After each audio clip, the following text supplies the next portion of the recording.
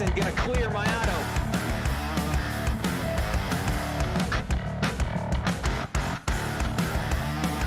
Not gonna go low. He's gonna try and fake the 48. Travato using the inside lane. Mayato now up half a groove. The second position looks for his first race win. Oh, hard contact. Mayato up in the air, up on the hood, on top of the Geico machine. All over his back bumper. And has to be very tactical with his moves. Oh, and hard under braking. Travato nearly locked it up there. St. Barrett, big slide out of turn number 1. Here comes Chris Samar, Kevin Cornelius. They're going to make a charge in the third lane. Is it too little, too late? Are they going to have the run out of turn number 4? Mark Emerson down low. They're all going to wreck. Dennis Fairclough in the lead right now. Here comes Nick Gardner.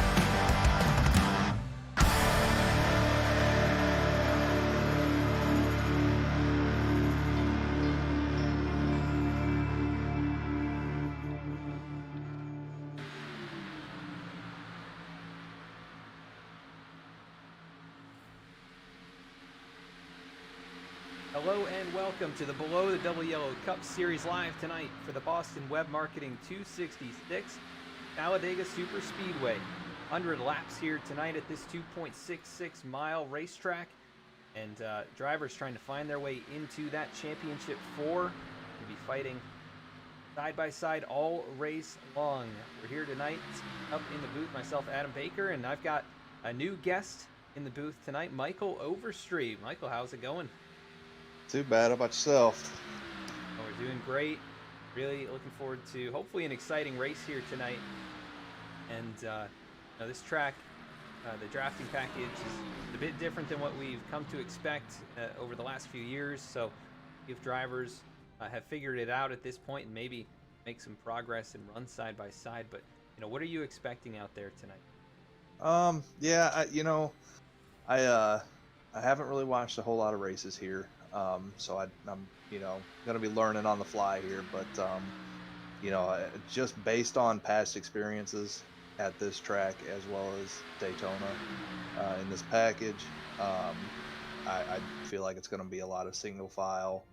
If there's going to be a late caution or, even stage break, the initial start as well. If those outside lanes can stay formed up for a few laps, probably be able to have a little bit of short run speed on that outside lane, but otherwise I think it's just going to be a battle to the bottom. Yeah, it seems like that's how this style racing has become. Yeah, I agree. I think it's going to be a battle for track position, so that really makes qualifying pretty important tonight, and especially racing to stage number 1, which is going to be at lap 35.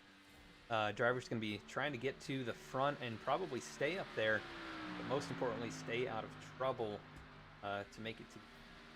Let's take a look at the points as they enter into tonight's race. These are the drivers trying to make it into the championship 4. Seth Hatchell has already locked his way in with the victory last week. And Zach Carr, who's been a dominant force all season long, finds himself well above the cut line, but he is not safe if he gets involved in anything here tonight. He's still got to be able to come home with a solid finish, and he may be able to lock himself in on points. Keith Mayato not too far below him. Also pretty solid cushion there, but one misstep tonight could cost him. AJ Stravato, also a 3-time winner, currently above that cut line. Alec Martinez trying to race his way in. Could find victory lane here tonight. You've seen him have success at the Super Speedways. Could repeat that here tonight. We've also got Anthony Pelican, Angelo Ronas, and Jeremy Miller. And Jeremy might be a driver that are a favorite here, actually. He won the Daytona opener. And this is going to be a good chance for him to find victory lane for the second time this season. He dubbed himself the Plate Goat, or maybe his friends call him that. So he's got some pretty good skills here at these super speedways, and we'll see if he can use them correctly here tonight and come home with a win. Will be interesting, though. I mean, some drivers are going to have to come up clutch. Oh, absolutely. And it's going to be, it's not just going to be, the ability to keep the track position on track. It's going to be little things like hitting your marks going into the pits. If you got a green flag pit stop, and whether you choose 4 tires, 2 tires, no tires, how much fuel, every little second matters under green. So and as well as how many people come with you. So track position is going to be 100% key. Whoever can stay out front with the least amount of mistakes, probably going to be your winner, most likely. Yeah, it's definitely limiting mistakes and making sure you've got the right company around you, like you said. A couple of the playoff drivers do have teammates. Keith Mayato might be in the best position with help from his team, with Seth Hatchell already locking his way in last week. Go out there and help Keith get up towards the front. Other drivers like Jeremy Miller and Zach Carr, who are teammates, may not be able to help each other all that much. They're both racing for a victory, so that help only goes so far, and probably those last few laps, it's every man for themselves. So that Absolutely. will definitely be interesting. Yep, absolutely. No, I couldn't agree more. I when my last race here, I had 3 other teammates, and we all played nice until green white checker, and then I told them, I said, gloves are off, let's have at it, but let's not wreck, but I'm not going to give this win up. So teammates go go a long way, especially at plate tracks, but 5 to go, every man for himself, in my opinion. Yes, I agree for sure. And a lot of drivers here are going to be looking to spoil the party. Looking at Timmy Emanuele, who just gets his first lap time in. Going to be working on lap number 2 now. He's looking for his first career victory in the league. And he has run up front at these super speedways. So we'll see if he's able to get up there, maybe collect his first career win in the league. Other drivers like Dallas Sullivan, we've seen have really good runs at these racetracks. Cody Adkins and handful of others who have come up short a few times this season, but definitely have strong potential. Could find that first career. We'll have to wait and find out, as qualifying should be wrapping up. Drivers headed off to their drivers meeting. So we will be right back with the starting grid after a quick commercial break.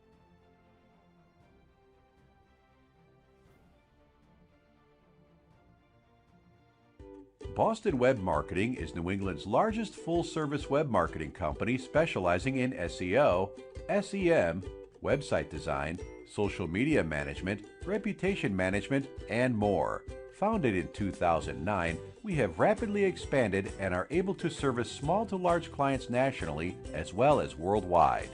We are a long-standing Google partner with a large team of SEO specialists, certified AdWords professionals, web designers, social media experts, and web marketing gurus.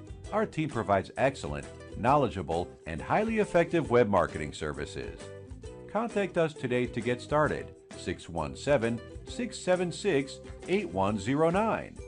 www.getfoundquick.com.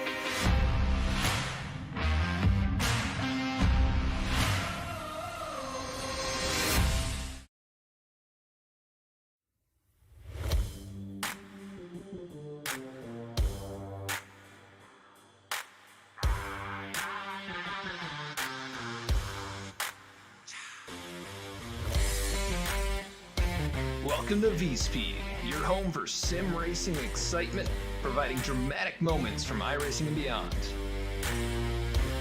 We offer broadcasting for leagues across iRacing with specialized packages to help grow your league and advertise your sponsors.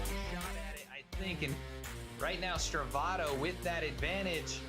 It's half a car length the difference between first and second going into turn one. He gives the bumper to Connor Horn. These two have gone all year to get to this point. Jacob Shorba drifting up the racetrack. They make contact. The 88 goes around. The 95 goes around. The 12 caught in it. Our design team can help you create anything from paint schemes to sim rig parts with expertise in both 2D and 3D design with 3D printing capabilities. Looking to get into broadcasting yourself? We can help you design and operate custom overlays to make your stream look as professional as possible.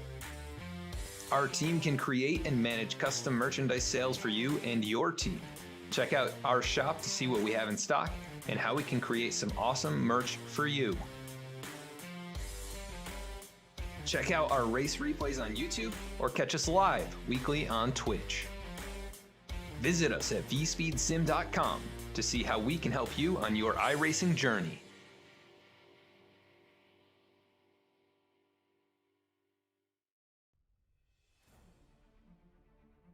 All right, and we are back at the racetrack, about to wrap up the qualifying session. Drivers lining up on our starting grid here tonight. There it is, checkered flag for qualifying. And Alec Martinez is going to be your pole sitter here tonight.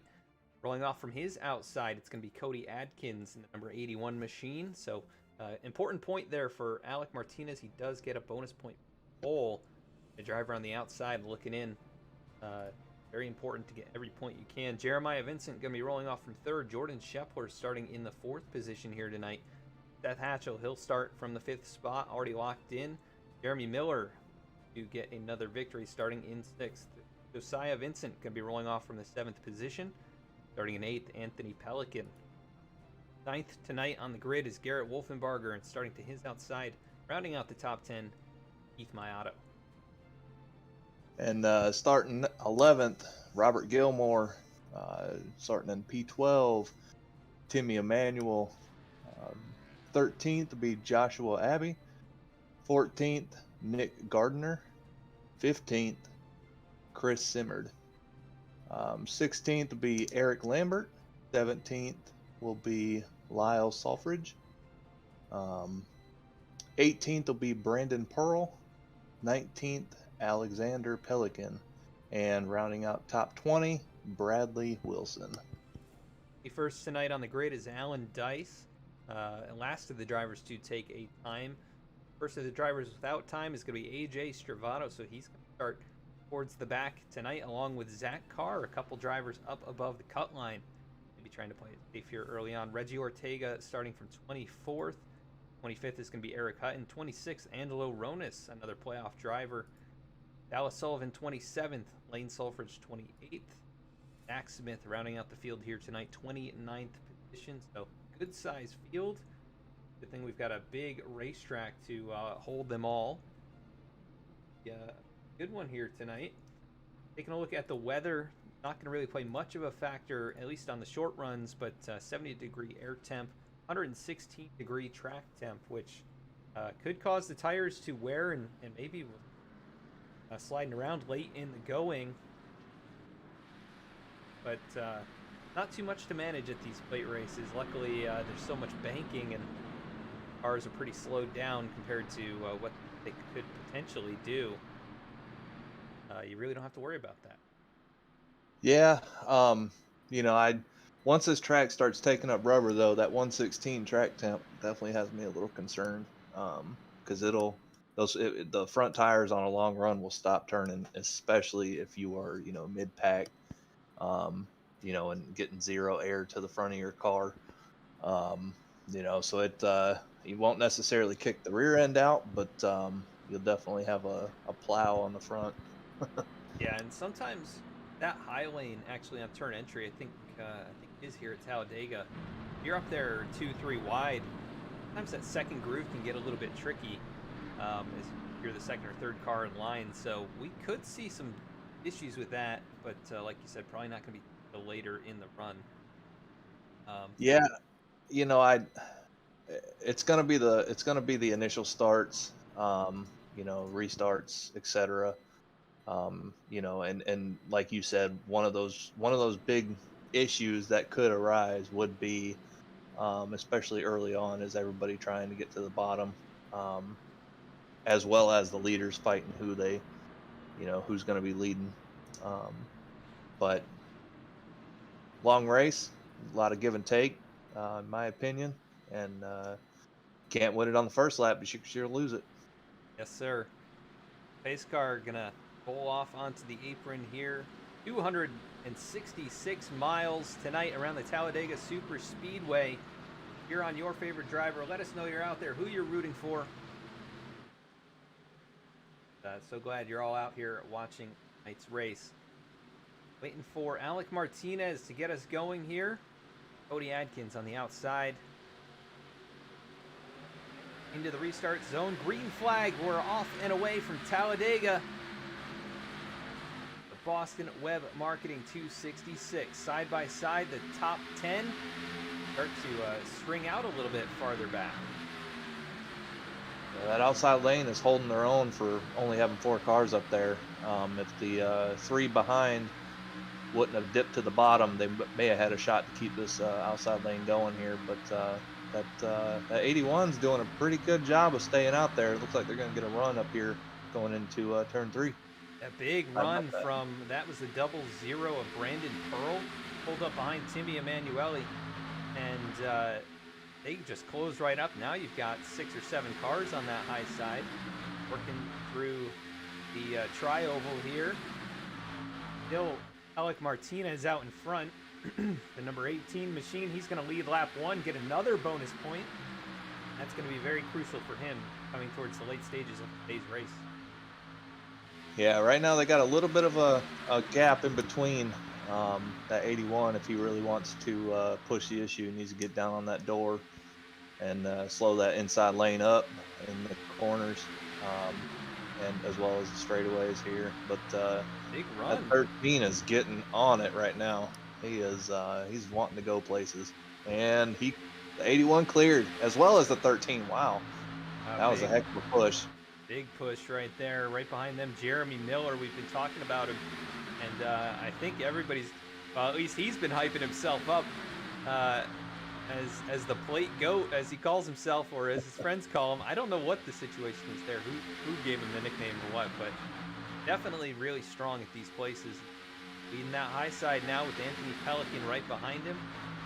A couple playoff drivers trying to make that work, but they're starting to go backwards now. Yeah, just I think after the 81 and 13 dip down, they just don't have the manpower up there now. So it's just going to be find a hole if you can, otherwise you're going to the back. Maybe who is that behind them? The 39 machine. 39. Yeah. Yeah, Oh. Maybe if he, 3 wide right now, the All 00. Yeah, Brandon Pearl goes high. Blitz the 39 right there, and Timmy getting stuck backwards now, and here comes the 00 to the outside of Jeremy Miller, so big loss of momentum for the 30 machine, and he is going to fall really far back now, maybe on purpose at this point. Join up with some of his teammates farther back. He will drop in line in front of, that is the 70 Lyle Saltridge. Look at this, pretty much single file, just 3 cars up there on the high side. And those appear to be the Shenandoah Shine machines. Probably Wilson, Brandon Pearl. And it was Joshua Abbey, I believe, up there for a moment, but dropped down in line. Yeah, I've raced with Brandon Pearl a couple of times, and I know for a fact that he is not afraid to put it where you would least expect. And I mean, he did a really good job. I mean, it's not gonna pay off here because it's just 2 of them up there, but he did that job and made that pass 3 wide. So yeah, pretty good kudos there. Yeah, good move. And it looks like maybe Robert Gilmore might be leaving a hole open for him, but that seems to close up now out of turn 4. We do have a couple of cars well behind the field. That is Zach Smith and Dallas Sullivan who are all on their own and out of the draft. Right now, lapping about 0.3 of a second per lap slower, so it's not a huge fall off right now, but the farther they fall back and the faster this pack starts to go, they're going to be in trouble early on here. Yeah, I wonder if they didn't see that too wide racing and say, all right, it's too early. And just kind of maybe, drop back just a little too far and lost that draft. But, if you can hold on for, the first 35 laps to the stage and stay on the lead lap, might not be a bad idea. Like I said before, you can't win it on the first lap, but you can sure lose it. So. True. So they're definitely out of harm's way. That's for sure. They're actually, they're keeping up right now. They ran faster than the leaders last time by about a half second, or rather faster than the tail end of the pack. The leaders are about running the same lap time, but it might not be a bad call. It's still too wide here in the middle of the pack. We've got now 4 cars up high. Nose to tail there, the 00. Oh, wow. They're trying to go places right now. Yeah. So that they might be in the catbird seat for this.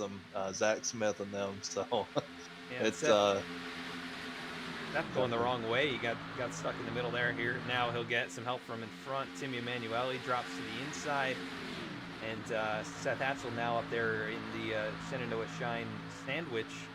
And Chris Simard a little farther back, the 37 machine. Probably just trying to keep things interesting, running up high. That's what I like to do around these places. Is if it's single file like this, just try and mix it up a little bit. But still so much time left in this race. Oh yeah, and I'm really surprised that that Brandon didn't go straight to the back after that outside lane dissipated. They have been holding their own with 39 there this entire time, and they're definitely pushing, been doing a good job of side drafting, but they are very much pushing that limit. So early on. Bradley Wilson giving a huge shot to Brandon Pearl down the backstretch. That's how they've been able to keep up. I think they're basically bumper locked, and that could spell trouble because another big issue at these racetracks is overheating. They've got the real small radiator openings, and the smaller radiators, by design to prevent this type of thing from going on for too many laps in a row. But they are moving right now up into the top 10. Yeah, Cody Atkins out front with Jordan Shepler behind. He's going to see these guys coming here. Yeah, so Bradley, the one thing he's got to be conscious about is, with these Cup cars, they've gotten better as far as being able to get pushed, but the Toyotas, they have that cone front end. They've flattened it out a little bit, but there is still a very, very much so a cone on that front end compared to the rival manufacturers there, the Chevy and the Ford. So, you got to be very much squared up if you're pushing. And look at him go for the lead. There he goes. Yeah, Wow. up around the high That side. is nuts. Really huge push there, and there's Timmy Emanuele closing in, and the inside lanes seem to check up a bit, but Brandon Pearl going to lead that lap. He'll take it away from Cody Atkins, and now going to leave his teammate up there, but not out to dry. He's got some support from behind with Timmy Emanuele and Joshua Abbey. Chris Simard has continued to march forward as well, and now Brandon Pearl maybe going to... He's definitely going to be working them both of those lanes, so... Yeah, trying to be Dale Earnhardt Jr. out there, back and forth. Trying to clear his teammate. Gets his teammate to come with him now, and they've secured the top 2 spots. Timmy Emanuele now going backwards. He'll fall back to the other Shenandoah Shine machine. And, the 5 almost didn't want to go with him there. Almost took him 3 wide, and now Chris Simard drops in front of his teammate, Keith Mayato. So, been interesting enough, I would say. A bit more Absolutely. action. And farther, we've got a second pack back here that seems to be laying off a little bit. Led by Jeremy Miller, Reggie Ortega, Zach Carr, Angelo Ronis, AJ Stravato, and got the Sulfrich brothers back here. So, Yeah, these guys may be hanging back. They were side by side a little while ago, so that's not efficient, but they're kind of out of harm's way for the moment. Yeah, now this front pack's getting single file. Now they're just along for the ride. They've figured out who wants to be where and who can be in that spot. So it might just be ride along until the last couple laps in the stage. And we do have 80% fuel load on these cars tonight, so I'm not sure if it's going to be any kind of a fuel situation getting down to stage number 1. Guys should be able to make a stop and do a splash and go and not get put a lap down, but it's going to be close, and you got to make sure you've got company with you. Right now, though, everybody, like you said, single file. We've got 2 packs up here towards the front. Just look back a little farther, it's still Zach Smith and Dallas Sullivan, and they have definitely fallen off now. About a whole set of corners behind Sulfridge brothers, who Lyle Sulfridge might have lost the draft actually. Seconds back. Yeah, it looks like is just outside of it. Lane Sulfridge might be slowing up a little bit to try and provide some of that draft, but I think it's just they're gonna both lose so much time doing that.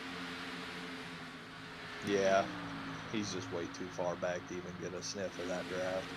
So he'll fall back probably to Jackson and Dallas Sullivan, and they'll have a 3-car grouping there, which will help them maintain a little bit better. Absolutely. Brandon Pearl out in front, Bradley Wilson, his teammate right behind him. Cody Atkins, Gordon Scheffler, Alec Martinez, the first playoff driver running in 5th. Next playoff driver, that's going to be Mayato in 11th. So it's pretty well spread out here amongst the playoff drivers. The next one after Keith is Anthony Pelican, who's actually right behind him. And after Anthony, you go back to Seth Hatchell in 18th, Jeremy Miller 19th. Zach Carr 21st, Angelo Ronas 22nd, AJ Servato 23rd. So really, the back half of this field are most of the playoff drivers right now. That is a strategy. Yep, absolutely, and that makes me feel like it might be, by design, especially with a lot of that early racing. Just sitting back and watching, who's doing what and being sporadic. So it's not a bad play. Just if it happens in front of you, you gotta be on it. Got to be on those brakes. Unscathed. Yeah, and looking right now at Eric Lambert and Robert Gilmore, who ride up inside the top 15. I know Robert had a pretty good run last night at Chicagoland, I believe, a top 15. So really good performance for him. And Eric Lambert, who enjoys racing at these super speedways. He wasn't so excited to be in the Cup car, but we're used to seeing him up towards the front, and I'm sure he'll find his way there before the end of this stage. See what those guys do if they start making some moves, but 20 to go to the end of this stage, and moment pretty undramatic. Side by side, Timmy Emanuele and Garrett Wolfenbarger for 8th position, and Timmy all by himself. Gonna lose a few spots here until he can find somewhere to slot in line. Yeah, it looks like they might be trying to get that outside lane going again. Got 3 cars up there. It's going to definitely take a couple of more, I think, but testing the waters here. See. Oh, we got some takers to pit road. Pit road, yeah, led by Jeremy Miller. It looks like the LDR drivers. Oh, and Jeremy's going to go around on entry to pit road into the grass. Yeah. And that is going to be very costly. He will lose touch most likely with the rest of his teammates, and perhaps a penalty there. We'll have to find out. And he's actually going to slide through his box, so obviously flustered from the mistake as his teammates are working past right now. Oof. Jeremy taking tires as well. So that's a different call from the rest of his teammates. I guess figures if he's going to be on pit road for a while, might as well make use of it. But those guys have committed to coming down pit road, and we'll see if anyone can stretch the fuel the whole distance. Right now, those Shenandoah Shine machines, look at this, they've pulled out almost a half-second lead over Cody Atkins. So they know something that I don't. They are working that tandem draft. Yeah, absolutely. They're going places for sure. You know, but part of me, you know, being out front like that, especially, you know, Brandon Pearl, he is not going to be saving much fuel unless, nope, he's gonna go right on past 30. I thought for sure he'd have kept him in front of him to save, but This puts Jeremy Miller in a really bad spot. The only car one lap down. So that is not where you want to be. And looks like Eric Hutton also on pit road right now, and he is going to be a lap down. What happened to him? Possibly an issue as well. Go back and find out. Take a they're look at him. icy up front again. So Hutton, no problems. Gonna lead the lap Oh, there. one in the wall. Jeez, that was a save. The My Jeremiah God. Vincent, the 9 car. Let me take a look. Yes, I believe it was the 9. Take a That look was, here. oof, that could have been disastrous. Taking a look here at what we just heard. See the 36 in my auto. Oh, that was actually the 5 of Joshua Abbey. Oh my goodness, yeah, Yep. what a save right there. He's able to keep it in the right direction. He'll lose touch with the pack. Yep, absolutely. But very good job keeping that thing off the wall. If he did get into it, it was a graze. I mean, Yeah. that could have been disastrous for And sure. luckily, with some draft, second stage, he should be able to keep up with the leaders. But it's getting pretty dicey up here. The 13 of Jordan Shepler now shoots to the outside of Kaya Vincent. They're battling for position. Not going to be able to make it work up there right now. And we'll see when the rest of these guys elect to bring it in. We've had the top 22 have yet to pit. Everybody else has come down pit road. But yeah, what I was saying earlier about Brandon, you know, being out front, you're not going to obviously be able to save fuel. But they are pulling away, and I wonder, you know, if they know they're not going to be able to make it. Again, I'm purely speculating. I don't know if you can or not, but if you can't, you got to pit. Why not push the issue and try and separate yourself from this pack? You know, and put down those blistering lap times, because you know, anything can happen. You know, so if you got to save that. But on the flip side, if you got to save that fuel, you know, or you don't have, if you know you're gonna have to pit, and you are, you know, doing what they are doing right now, and a caution does come out, everybody behind you is more than likely going to be able to save a little bit more than you just did. Yep. Yeah, they can run 90 or 80% throttle even and keep right up with the draft. Oh, big wiggle there. Yep, there's that coned front end I was talking about. You got to be squared up. They're going to be 3 wide right now. We've got some lap cars mixed in with this. Cody Atkins able to get back to the front. That was a big moment right there, is the 00 of Brandon Pearl off the nose of his teammate. And now they're going to bring it to pit road after that close call. And here comes their other teammate. That looked like it was pretty hot on pit road. Yeah, the 00. Brandon Pearl might have just being there. They do have the 32 of Wolfenbarger with them. As into their boxes, no 00 or the 51. 32 on and gets into his box. Well, Cody Atkins, the race leader, now behind 2 lap cars, and actually make that 3 with Alex Pelican right there in front of him as well. Now he's going to jump to the high side and actually get by the 21. I tell you what, this 30 is impressing me.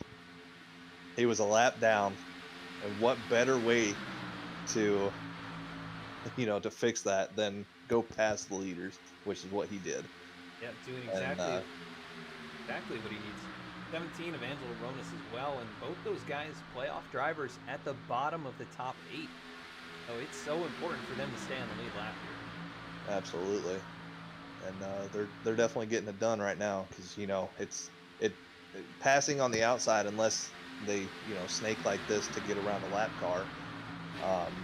It's gonna take a couple laps to build that momentum on the outside. So they've definitely got time, and they can see it form behind them and easily. I don't want to say block, because I don't necessarily approve of lappers blocking, but at the same time, you got to do what you got to do, and Yep. if this guy is so-called, or the so-called GOAT of plate tracks, he's definitely proving it right now with that move on the leaders. So Yeah, definitely impressive. puts himself out of harm's way with being a lap down, and right now the leaders, I'm assuming, are still going to have to pit. Alec Martinez has taken the top spot, so he gets more bonus points, or rather trying to collect more bonus points if he can keep the most laps. But out in front of Josiah Vincent for the moment, and then Chris Samard, Keith Mayato, the VC mates up here in the top 5. Anthony Pelican, also playoff driver, hovering right here in top 5. Last week's winner, Seth Hatchell, up to 7 after falling back almost to around 20th position. He moves back up here with other drivers making pit stops. We still have 16 cars yet to bring it down pit road. This next group, led by Zach Card, they're making great lap time right now, actually about 3 to 4 tenths per lap faster than the leaders. So if those guys have to pit up front, you guys might just leapfrog them. And there are the Sulfridges bringing it down. Lane and Lyle come down to pit road together, and then that leaves drivers up here still yet to pit. Probably find out pretty soon if Alec Martinez and the rest of these guys up front will bring it in. Right now, I'm content to ride behind the 3 lap cars in front of them. Under 10 to go in the stage. Yeah, it's at this point, I'm almost guaranteeing that you're gonna have to make a pit stop. And I like this move by Alec. Stay behind them lap cars. You're gonna save a little bit more fuel, which is going to, in turn, require less time on pit road. If you just do a gas and go, and help ensure that you keep that lead, or that in that track position. So I like this move. Stretch it out as long as you can. Here we go. A couple more takers. That's going to be Anthony Pelican. I believe I saw Eric Lambert, Nick Gardner also locking it up hard right there. We do see Gordon Shepler, Cody Adkins, all of those guys going to bring it down. That leaves the 6 leaders yet to pit. So looks like Robert Gilmore, Emanuele, Alan Dice, a few drivers who were farther back. They're all going to bring it in here. That will move that car and that small group of drivers going to be working up towards the top 10. Some guys just pulling off of pit lane. These guys full song through the tri-oval right now. It could still work out for them. They may be able to leapfrog and go straight up into the lead. A couple more takers. The V-Speed Machines on the pit road now. That is Keith Mayato. Chris Samard almost loses it right there. Able to hang on to it. Great save. Yeah. These guys are definitely showing that they deserve to be in a Cup Series. This is intense. This is a lot of fun to watch for sure. Yeah, it's a lot more exciting than I anticipated. I thought we'd be single file for a lot more of this first stage. Yes, absolutely. You guys, somebody's got to be watching, because they're proving me wrong. Absolutely 100%. You know, doing the complete opposite of what I predicted in the beginning of this.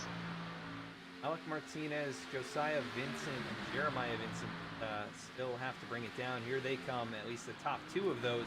Jeremiah is about 5 seconds back. He's really pushing the issue, getting down to pit road. Gonna smoke the tires there just a little bit, but Alec Martinez and Josiah Vincent, no drama there. They get on cleanly, get into their boxes correctly here. It looks like they are not going to really push that. They're going to go nice and slow into the box. Right now, net leader is Keith Mayato. He's right there with Seth Hatchell. See where these guys cycle out in regards to Alec and the Vincent brothers. They've got a few seconds, or rather a second back to their teammate Chris Simard. And it's another 1 second back to this other larger group of race cars, including Zach Carr, AJ Sapato, Nick Gardner, Eric Lambert. That whole group of cars, they're marching forward right now, about 3.8 off of Alec Martinez, who merges now back onto the racetrack. In the lead for the moment, Josiah Vincent right behind him. Got some One thing this backpack is not going to be able to, you know, they're not gonna, they're just losing this front lead now because they're just side by side, and you know, they're just going to be going slower, side drafting each other. You know, so it's going to hurt them a little bit, but you know, Alec Martinez, he kept the lead. Very smooth on and off pit road. Alec just so good across the board when it comes to everything involved. You know, in racing, he's had a lot of practice and a lot of success in a lot of different leagues. And right now, showing good speed here tonight, and obviously good execution. Almost contact there between Hatchell and Timmy Emanuele, the lap car, as the VSP machines can't work around him. And we'll see if they settle down and go to the inside here. Still about 5 laps left to end the stage. And it is Alec Martinez and Josiah Vincent drafting with Bradley Wilson and Eric Hutton, who are on the tail end of the lead lap trying to stay there. Eric Hutton, who had a lot of success in this league, actually up there, I believe, tied for 3rd all-time in wins, running up here almost a lap down. Look at that. Timmy Emanuele now shoots to the high side as the V-Speed machines power their way through. And now Mayato jumps up high. Going to bring Hatchell with him. Chris Simard also. So we got 3 cars, now 4 cars up high, 4 cars down low. And a pack behind them gaining on them now. He might just get there on the last lap, coming out of the last couple of corners. And here we go. Mayato trying to get around the outside of Josiah Vincent. With a big push from the 8 machine. This is dangerous. Those Marinoses, I mean, they're not as pointed as they were, but I don't know, when you lock bumpers like that, especially through a corner, it's just asphalt trouble. Absolutely. But it's go time. You know, they got to make these moves if they want to get up there and win this stage. You know, but go for broke here. Mayato, I think he would just at least like to lead a lap. I mean, the stage bonus point at this point in the season isn't going to matter. It would be an additional playoff point, but there's no more rounds other than the finale. So an actual lap lead point, that would be more important. He is in second now with his sights set on Alec Martinez. He'll jump to the high side. His teammate Seth Hatchell goes with him. Now Seth cuts down low, throws a block on the 4 of Josiah Vincent. Josiah not happy about that one. You can tell he was all over him. Well, here we go. We got a battle for the lead. The battle for the lead. It's It's shaping up though with the VSP machines up high. It looks like Josiah Vincent able to get on through. Timmy Emanuele, who is currently the lucky dog, he's trying to work his way back on the lead lap so he doesn't have to take that wave around.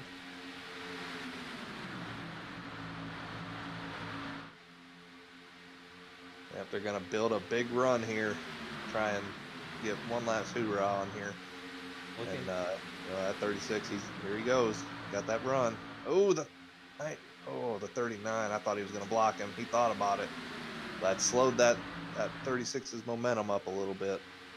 I think it's going to be just too little too late here. Last lap of stage 1. The V-Speed machine synced up high. Look at this, though. Here comes Zach Carr. And they actually stick with Timmy Emanuele down on the bottom. That is going to kill their run. But it might just help them get by Chris Simard, who gets hung up on the high side. And Maotto and Hatchell, they've regrouped here.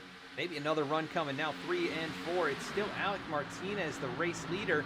Oh, and Carr going around. That's Timmy Emanuele. Zach Carr involved. AJ Stravato involved. Playoff drivers. And luckily, oh, and big hit now, the 27. Exactly what he did not need to happen. Happened right there. 27 of Zach Carr involved in this one. Alec Martinez wins the stage. Yellow is out. Let's go take a look at that.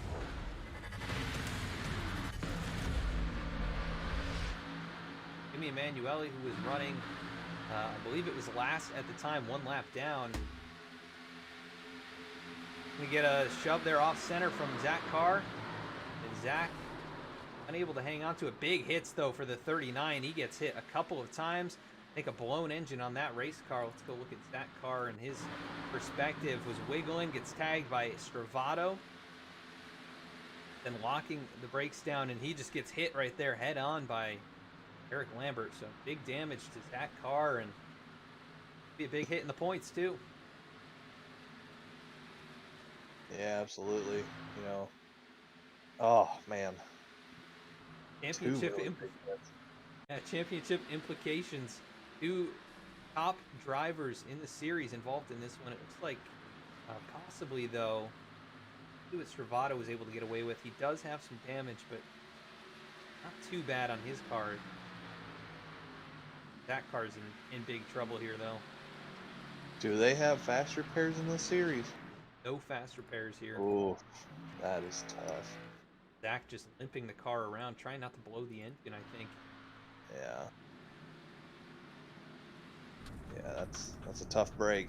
You know, Zach Carr, he did a phenomenal job, you know, getting back up to that lead pack after being a half a lap down.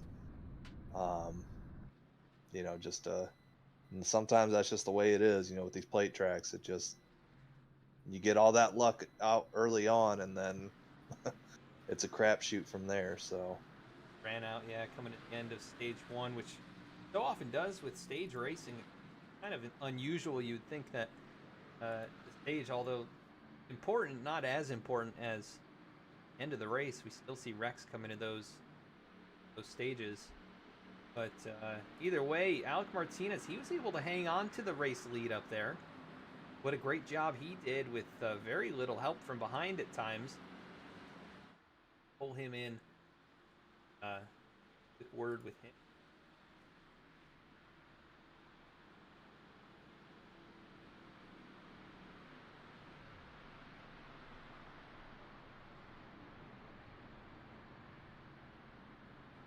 Not seeing him in the Discord, actually.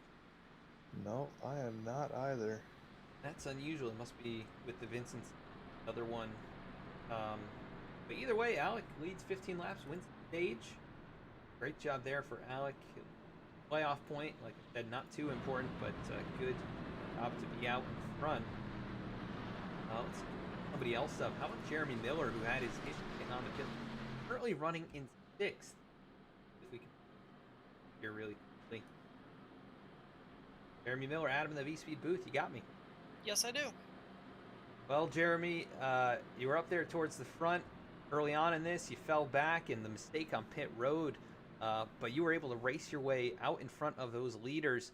And how about this? You're up in 6th right now, and what a recovery so far. Yeah, I'm definitely a little lucky I didn't get a black flag there. I forgot that I dialed the brake bias back in practice and forgot to put it back forward, and that's why that happened there. We got that fixed now, but just was able to get with Angelo. That helped me out a lot there too. Some people are not so happy about me holding the bottom, but I think lining up 4th in the pack versus 20th in the pack is a big difference in where I am right now. So it's definitely was the right decision. Yeah, and sometimes it comes down to those difficult decisions. But obviously paying off as you're up here back in contention, and you're all the way down there in 8th coming into this race in points, and a couple playoff drivers with issues now early on in this one. Is the goal still just go out here and win and lock yourself in that way, or what's the plan here for the second Oh, stage? it's absolutely I have to win, and if there's anywhere where I want to be in a must-win situation, it is here. And track record speaks for itself. Just gotta hope I can put myself in the right position by the end and get it done. Got a clean car, so I have all the faith in the world I can do it. Yes, Sarah, looking good so far. You made all the right moves to get back up into contention here, and see if you can continue your march back towards the front. And good luck the rest of the way. Thank you. Yep. Good luck. That is Jeremy Miller, number 30 machine, who had his issue. Right back up in it here.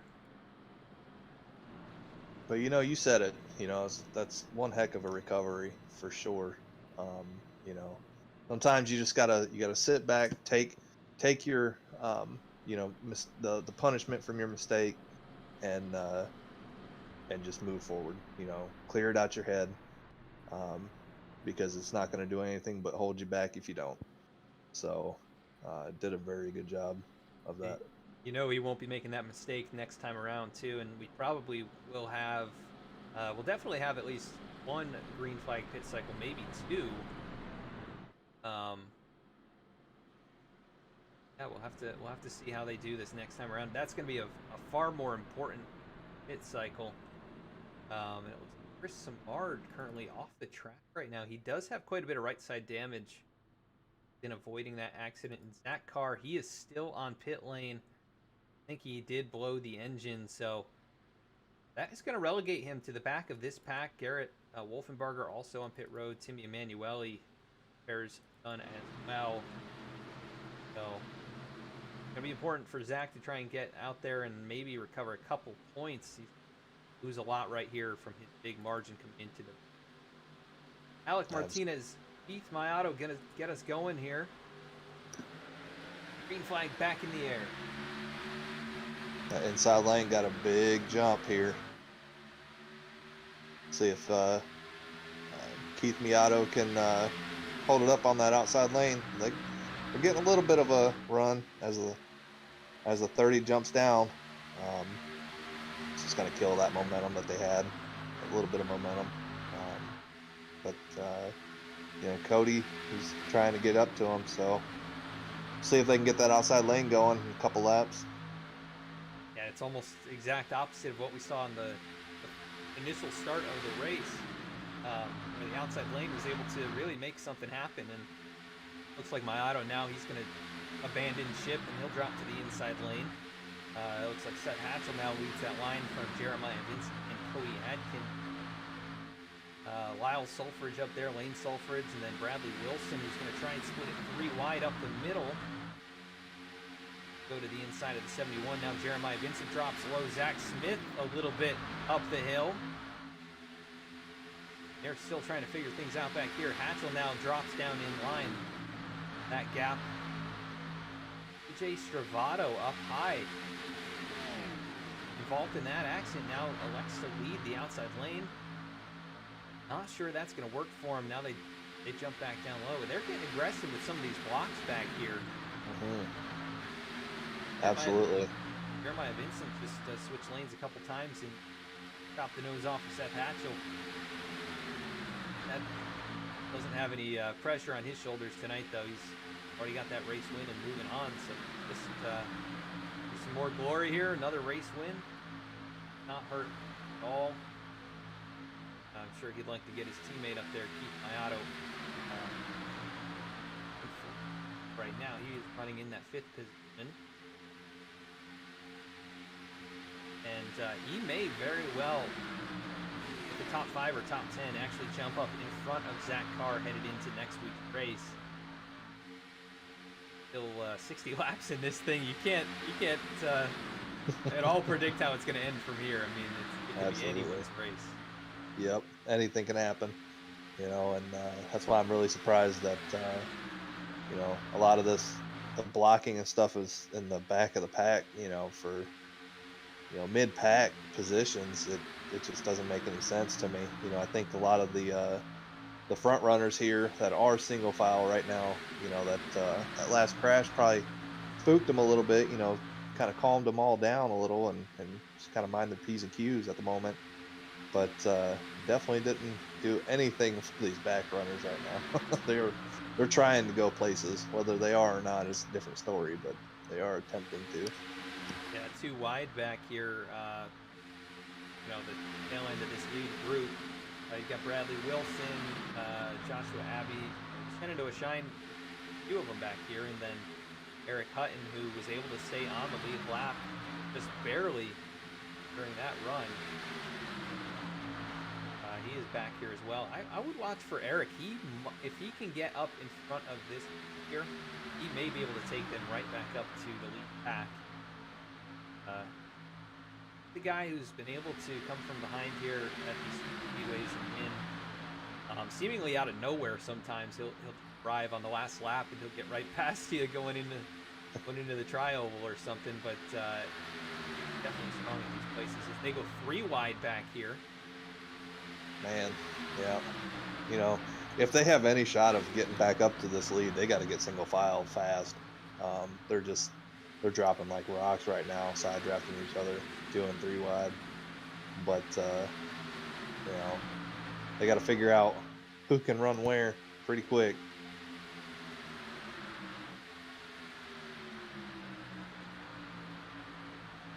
For sure, as Alec Martinez continues to show the way. He has now led 22 laps, so half the laps have been run. Currently out in front. He started on the pole as well, so he is collecting bonus points right now. And he came in, was 15 points below the cut line.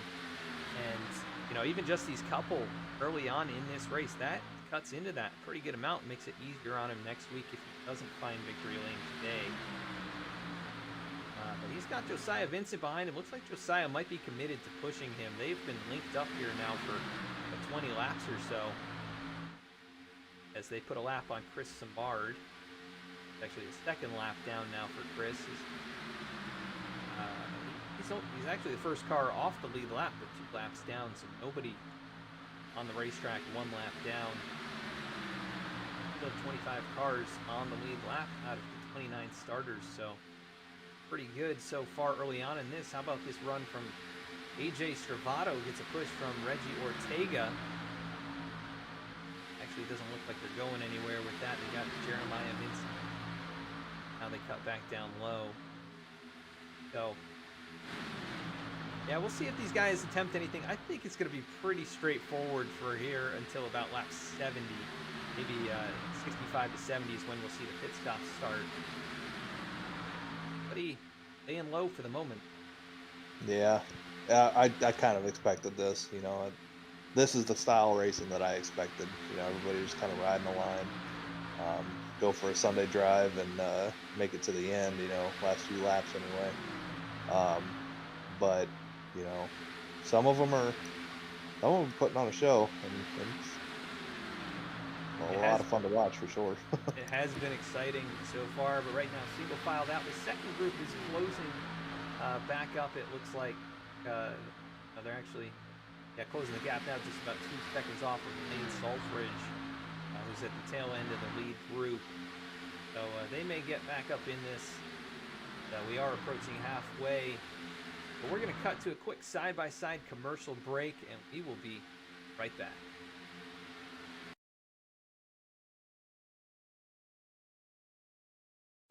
Boston Web Marketing is New England's largest full-service web marketing company specializing in SEO, SEM, website design, social media management, reputation management, and more. Founded in 2009, we have rapidly expanded and are able to service small to large clients nationally as well as worldwide. We are a long-standing Google partner with a large team of SEO specialists, certified AdWords professionals, web designers, social media experts, and web marketing gurus. Our team provides excellent, knowledgeable, and highly effective web marketing services. Contact us today to get started. 617-676-8109. www.getfoundquick.com.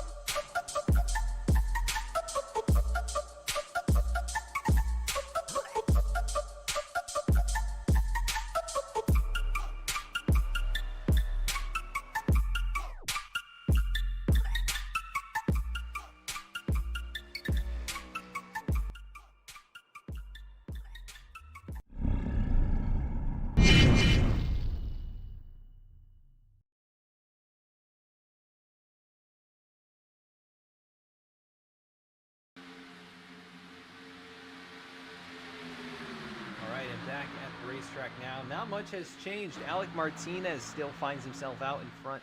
Got Josiah Vincent second, Nick Gardner in third, Jeremy Miller in fourth, Mayato in the fifth position. All of those drivers definitely good potential to win tonight. They've won or finished very well at these racetracks in the past. I believe Nick Gardner, his only victory is at Talladega. Josiah Vincent with multiple Speedway wins. Mayato also found the victory lane at Daytona last season. So all these guys, they know what they're doing up here. And you got Eric Lambert in sixth. I told you he'd be coming towards the front at some point. Look at this though, second lane starting to get a bit organized. AJ Servato, Reggie Ortega, and the rest of them there up on the high lane, marching forward. And here comes Jeremy Miller. He sees it. And he's going to drop a few positions here, but the second lane doesn't split him. He's going to lead this second lane here, and I think they're going to be going places. I've been watching them for the last few laps, and they haven't been aggressive with the side draft, but they have been inching their way up, and that's been pretty impressive with the 3 to 4 cars that they've had. Yeah, a little broken up right now, a little wiggle right there from Jeremy. That is scary in the moment too, I'm sure. Oh, absolutely. But you know, if it makes lap time, just don't turn me. Yeah, I've had real bad luck with that in these places, so I'm always a bit hesitant to get pushed that hard.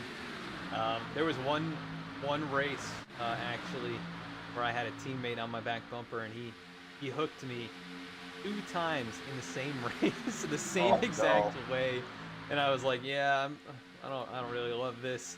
I'd rather you stay about 6 inches off the bumper, but right, or you be the one pushing next time. Or yeah, maybe I could do that. But, oh man, yeah, that's rough. Yeah, for sure. That's extremely uncommon though, but it is dangerous when you get up to those 205, 208 miles an hour. Not sure they're quite doing that here with the package tonight.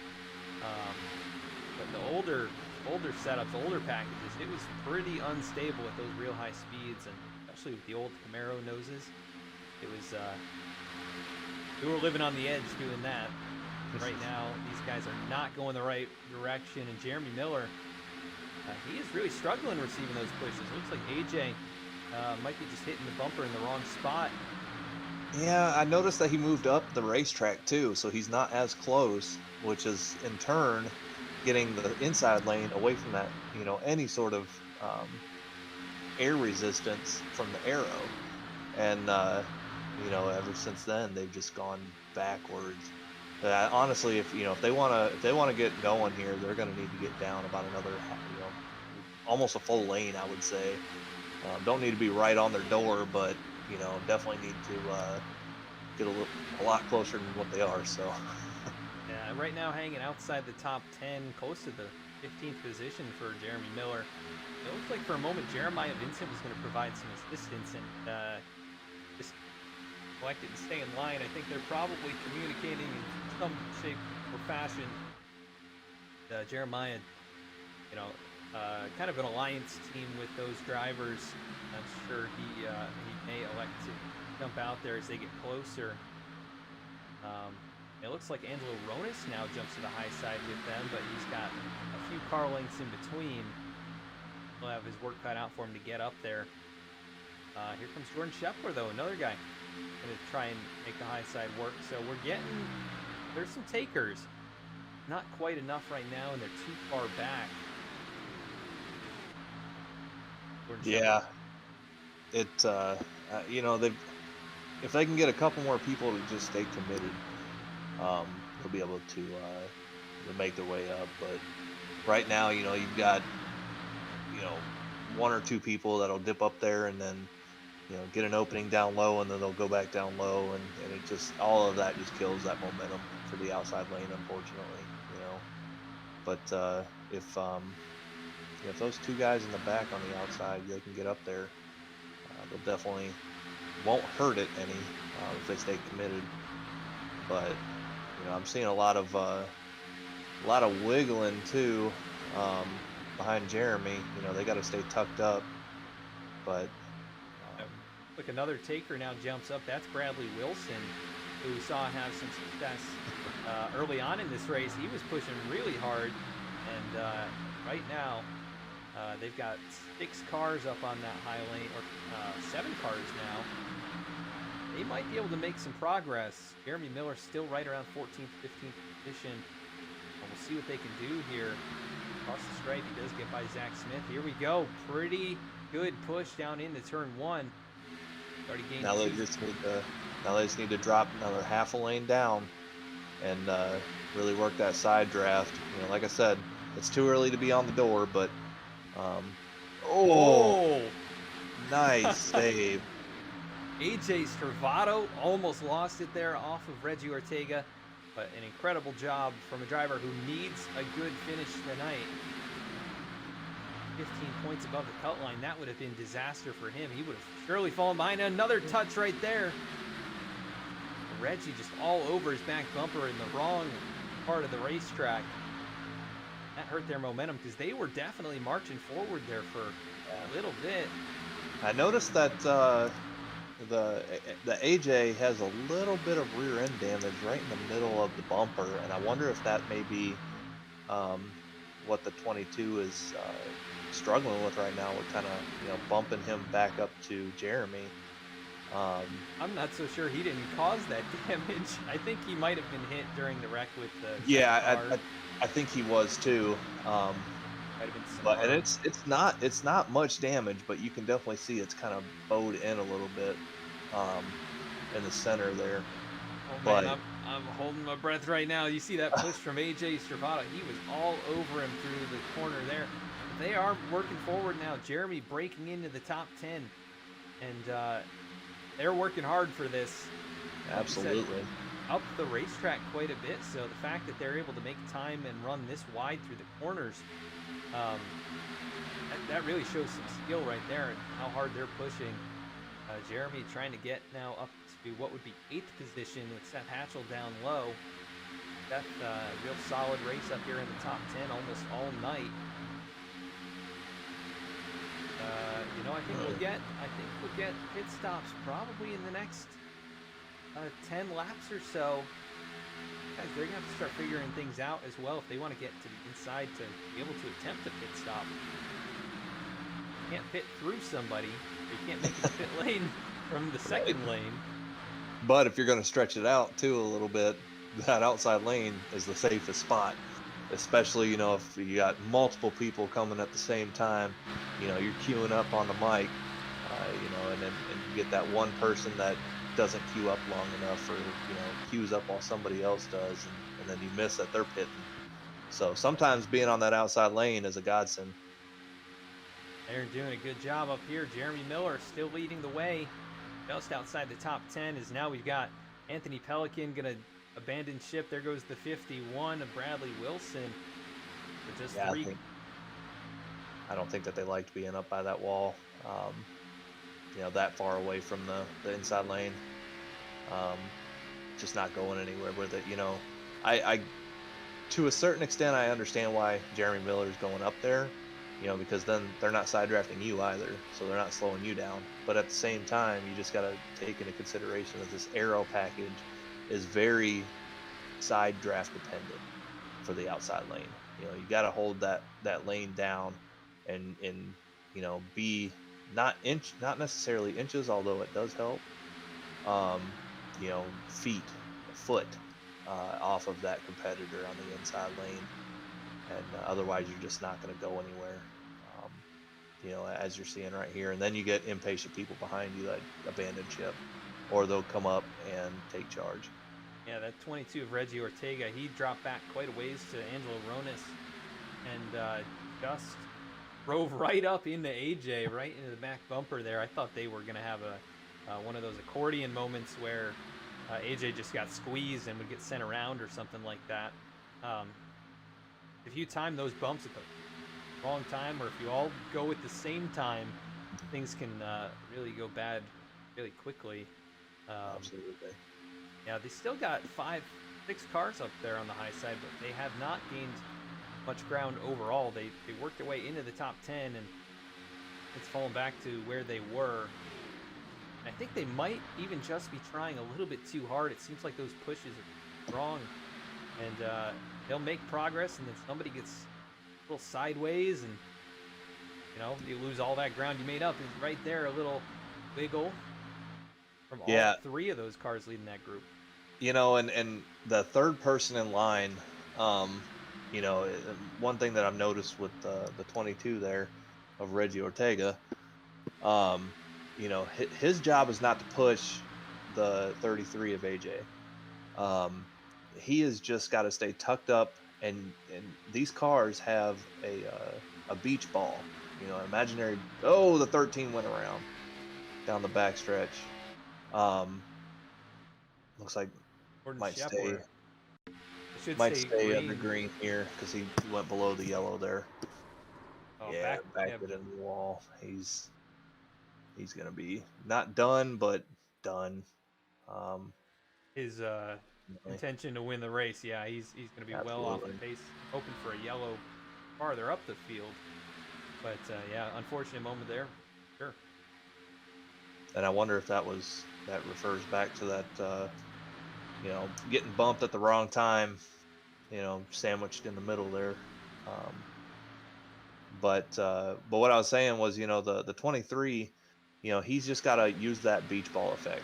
He doesn't need to go up there and start pushing on the 33's back bumper, because honestly, that's what's kicking the 33 sideways, or giving the 30 of Jeremy too much of a shot to kick him sideways, and it just kills that momentum.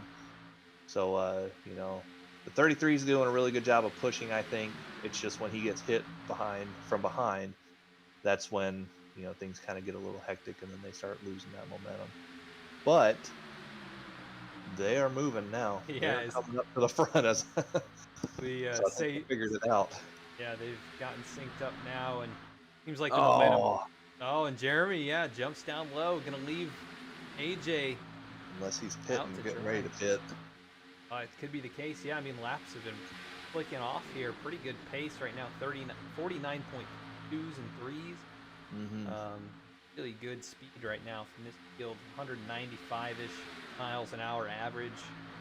And when you're just riding like this, that's pretty solid. Sometimes it's a bit slower than that.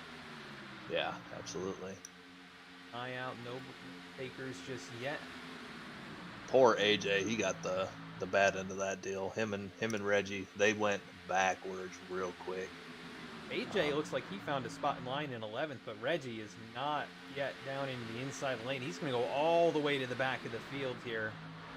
And he'll have to hope that he can snag that inside lane draft. It can sometimes get tricky as the last car in line, but it looks like they're checking up enough underneath him. He should be able to drop in here. Yeah, we're going to have some takers on pit road. It looks like I'm seeing in chat a couple of people pitting in. Look to Cody Atkins, Anthony Pelican, and Angelo Horonis. All just queued up and said they're pitting in this time. Oh, a lot of takers. Oh, man. This is half the field, more than half the field. Absolutely. Now they got to get spread out enough, and looks like they're all doing a really good job of fanning out here, getting into pit road, because when you get a big group like that, that's the most dangerous part of the track. Even being on track. Oh, there goes the Oh, 21 around off of Eric Lambert. mm, And that's exactly what's, my point. yeah, as you were talking about it, to be synced up there and, all in control, communicating, it's so difficult with that many cars on pit road. But this will leave just 8 cars on the racetrack yet to pit. Reggie Ortega, the last of them, he's a little ways back, but he's got Joshua Abbey at least for some help here now. Keith Mayato is leading. They're going to come in this time. It's still a pretty good-sized group of cars. Jeremy Miller aggressive on the brakes. Didn't make the mistake he did last time, though. It's a good thing he learned from it. That is all you can hope for when you make mistakes like that. As we see AJ Stravato shoot into his box there. Now Mayato cuts behind the 30. And Mayato overshoots it by a few feet there. That is going to hurt him pretty badly. We'll see if it's 2 tires or 4 tires. But what the call is, it's definitely a full fuel load. They're Jeremy's taking 4, as well as the 8 of Seth Hatchell. But they both had a very good entry into their pit stall, so no overshooting, very clean. How about this? Brandon Pearl exits with the race lead. Brandon Pearl back in it. He was out in front for a while there and had a big moment. They patched that car up pretty well, though. He has a little nick on the left front. But overall, right where he wants to be, right in front of Jeremy Miller. They pull away now. Bradley Wilson merges up. Here comes Nick Gardner, Alec Martinez. That is Robert Gilmore, who I believe is a lap down. Is 1 lap down. Not sure what happened to Robert, but 1 lap down in the midst of all of this. AJ Stravato 8th, Hatchell and Mayato, they'll cycle in 9th and 10th. Right around where they were running before, I think. But Mayato, with his mistake, loses a few spots. That'll do it for the pit cycle. Nice and quick, just 2 sets of stops. Yep, absolutely. And honestly, the biggest loser on that pit stop is Alec Martinez. He had a very slow stop. It was 14.6 seconds. Fastest stop of the top 5 was Nick Gardner with a 12.6 second stop. That's blistering fast. Definitely needs to praise that pit crew. Brandon Pearl to get the lead had a second faster stop than Jeremy Miller at a 13.0. Part of me wonders. At a 14.1. I wonder if those guys took 2, because I see a bunch of guys with 13 flats and 12.8 and 13 flat again, 12.5, and then we see these in the 14s and 15s. I wonder if the difference is 2 tires, or maybe it's the fuel load that they took on. But I would assume that full tanks all the way, because they're going to have to go almost the entire distance of stage 1, and these guys have the advantage right now too. They have to go 1 less lap than that first group of drivers. Right. Yeah, absolutely. I don't think that, at least the 3 that I was watching, they all took 4 tires. I saw both sides lift up. So Brandon Pearl, Jeremy Miller, and the 8 of Seth Hatchell all took 4. But it's little things. If you back to what I was saying earlier, if you're in the draft, you're only going 75% throttle or half throttle, you're not burning as much fuel. So in turn, the reward for that is less time filling up the car. So I'm sure that's where that that 12-second stop, 12.6 second stop rather, came from. In the 13 flat and all that. And it's little things like I've noticed that if you don't get a tear off, that saves it's not much time, but at these plate tracks where everybody's on top of each other, it's every second, every millisecond counts. So it's little things like that. I'm really surprised. It must be pretty greasy out there for everybody to be taking 4 tires under caution or under green here, because I'd be taking only fuel all the way to this end of this stage. Yeah, I think the Um, fuel usually on its own is going to take you at least 10 seconds for a full. And I think they're probably almost out. So it's a right. pretty long stop for just fuel. So might as well just throw the tires on while you're there, and hope to have a little bit more stable race car. But we've got two groups now with that lead pack. Those most of those guys pit one lap later. In this second group, these guys pretty much all pit a lap earlier, so they've got to go farther on fuel and they've got to make up the time. Could be a tall order for some of these drivers. Yeah, and I'm looking at this second pack here, and that first pack is very uniform. There's not much snaking going on. And as soon as I switched to the second pack off of turn 4, there was a huge wave coming off of the corner. And I mean, even going into the corners here, whether it's issues of being able to see that yellow line or what, but they're just not as uniform, and I don't know that they'll be able to run them down. They looks like they both have about the same amount of cars in them, so it's going to be who can stay uniform the most. Yeah, and it looks like they are picking up some time now, actually, about a half second faster last time around. And the gap is about 1.4 from Joshua Abbey up to my auto. Robert Gilmore right in the mix there, too. He is a lap down. Currently in the lucky dog position. So he's hoping for something to happen to not get involved in. And we are approaching some lap cars out in front of Brandon Pearl. That looks like Chris Simard and another orange car. That is Jordan Scheffler. Scheffler is tail end of the lead lap. Simard is 2 laps down. Now going to go 3 laps down. 6 down on the apron there. But these guys going to have to work past Scheffler, and all from that spin on the backstretch. This is the result of that. He will lose a lap. And I was looking at the order here. We've got 20 cars kind of in contention to win within 4 seconds. And then Reggie Ortega, Eric Hutton, they are nearly 30 seconds or more back. Reggie 30 seconds, Eric 35 seconds. They are hoping for something to happen here to get caught back up. Close moment it looked like there for the 13 of Scheffler as he slices up between the 51 and the 33.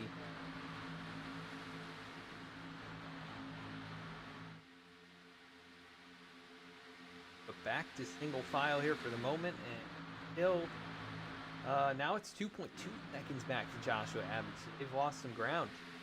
Yeah, absolutely. Sorry, I just noticed that Alec Martinez has a little bit of front end damage. I'm looking back to see. Yeah, it won't let me go past lap 22 here. So, unfortunately, it's somewhere before lap 22 that I couldn't get to. But he's got a nice little crinkle right above that Toyota emblem. Right there, the lower edge of the hood. I think it probably was just from drafting or from maybe a pit stop or something. I don't really know. I don't recall seeing it.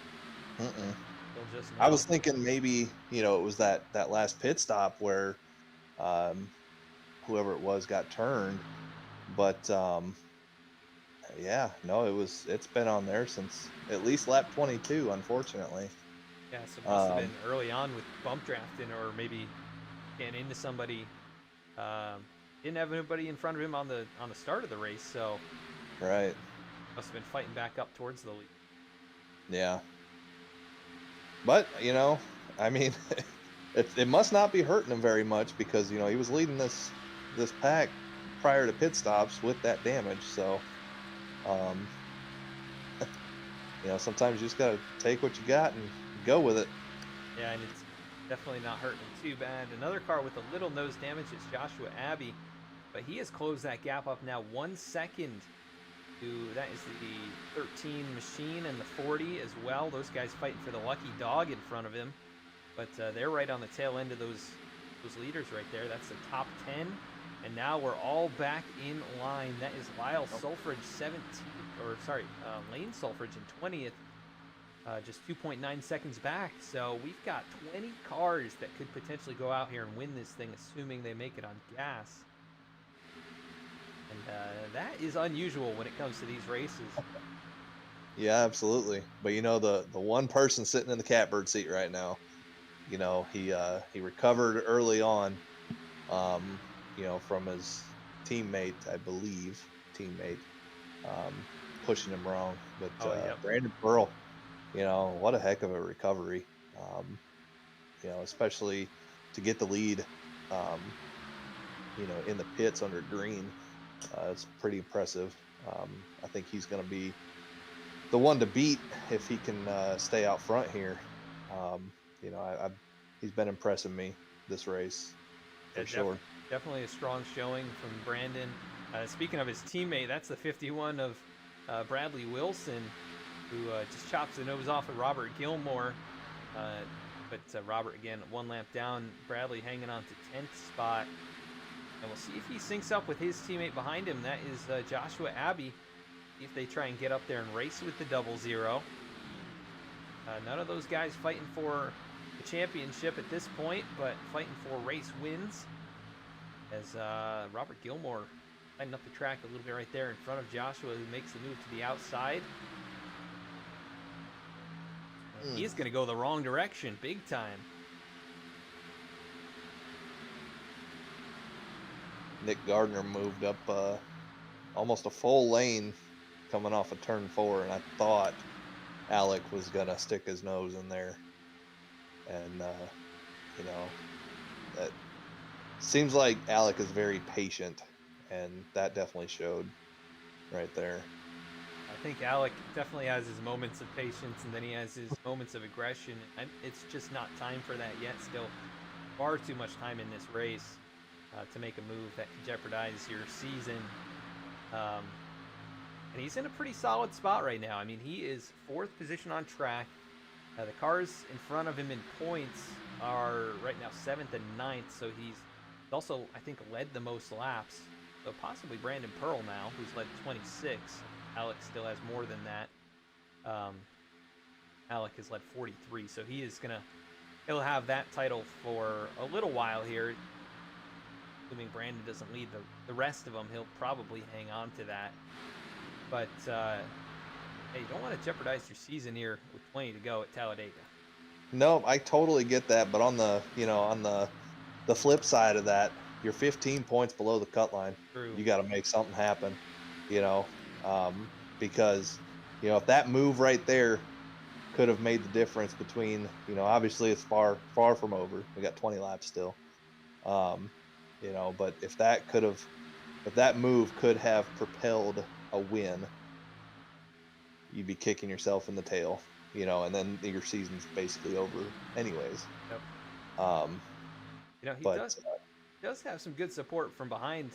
He's had it here for most of this race. That is Josiah Vincent, who has been just quietly up here running right behind the 18. I don't know if he has not even found the lead himself, but he was in second for who knows how long, at least 20 to 30 laps. And those two doing a real good job still up here, and I'm sure communicating, trying to decide when to make that last move. We still got, probably 10 to 15 laps before guys start moving forward. Some of the guys farther back might start trying to leapfrog and get a few spots here and there right now, but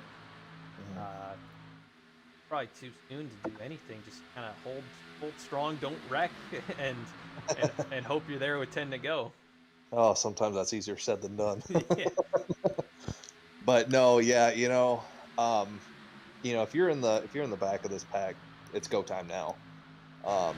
If you're up towards the front, 5th, 6th, that range, 10 laps to go, you got to start trying something. Maybe 15, depending on how long it takes to form that outside lane. But if you've got somebody you can trust behind you, start backing it up a little bit, getting a run, side drafting, just start working that outside lane, and eventually people will start going with you. But that all comes back to, you know, having somebody behind you that you can trust that will let you back in. Because if you step out and nobody else goes with you or nobody lets you back in, see you bye. You know, you're Yep. going to the back. But yeah, so, you know, I mean, I think it's going to be different agendas. You know, we're coming to 17 to go next time by, so, you know, it's coming up quick. You know, um, I would say for sure with 10 to go, you're gonna for sure see an outside lane formed or start to form. Yeah. I wonder if Jeremy Miller might be in a decent spot here. I mean, Nick Gardner, I think, would be willing to go with him on any move that he makes. Question is, you know, Alec probably is going to stick down low and try and get by him. Oh, Um, the full. Oh, oh, here we go. okay. So nobody can make it to the end here, huh? I guess not. They're bringing it back in. Hard on the brakes there for a lot of drivers. And this is another big group. But I wonder if this is that group that pitted the lap sooner. it looks like it's a mixture of cars. Oh, we've got Eric Lambert getting into that is Lyle Sulfridge. And Eric was the one who got into the 21 last round of pit stops. So just bad timing amongst those drivers in those pit stalls. And also the 21 of Alex Pelican on pit road now for over 12 minutes due to that damage. So he's out of it. And Zach Carr has taken it behind the wall, so he'll come home 27th here tonight. And that could be huge. Here comes Brandon Pearl, going to lead this brigade of drivers down onto pit road. Hard on the brakes right there. 3 wide, a little bit farther back.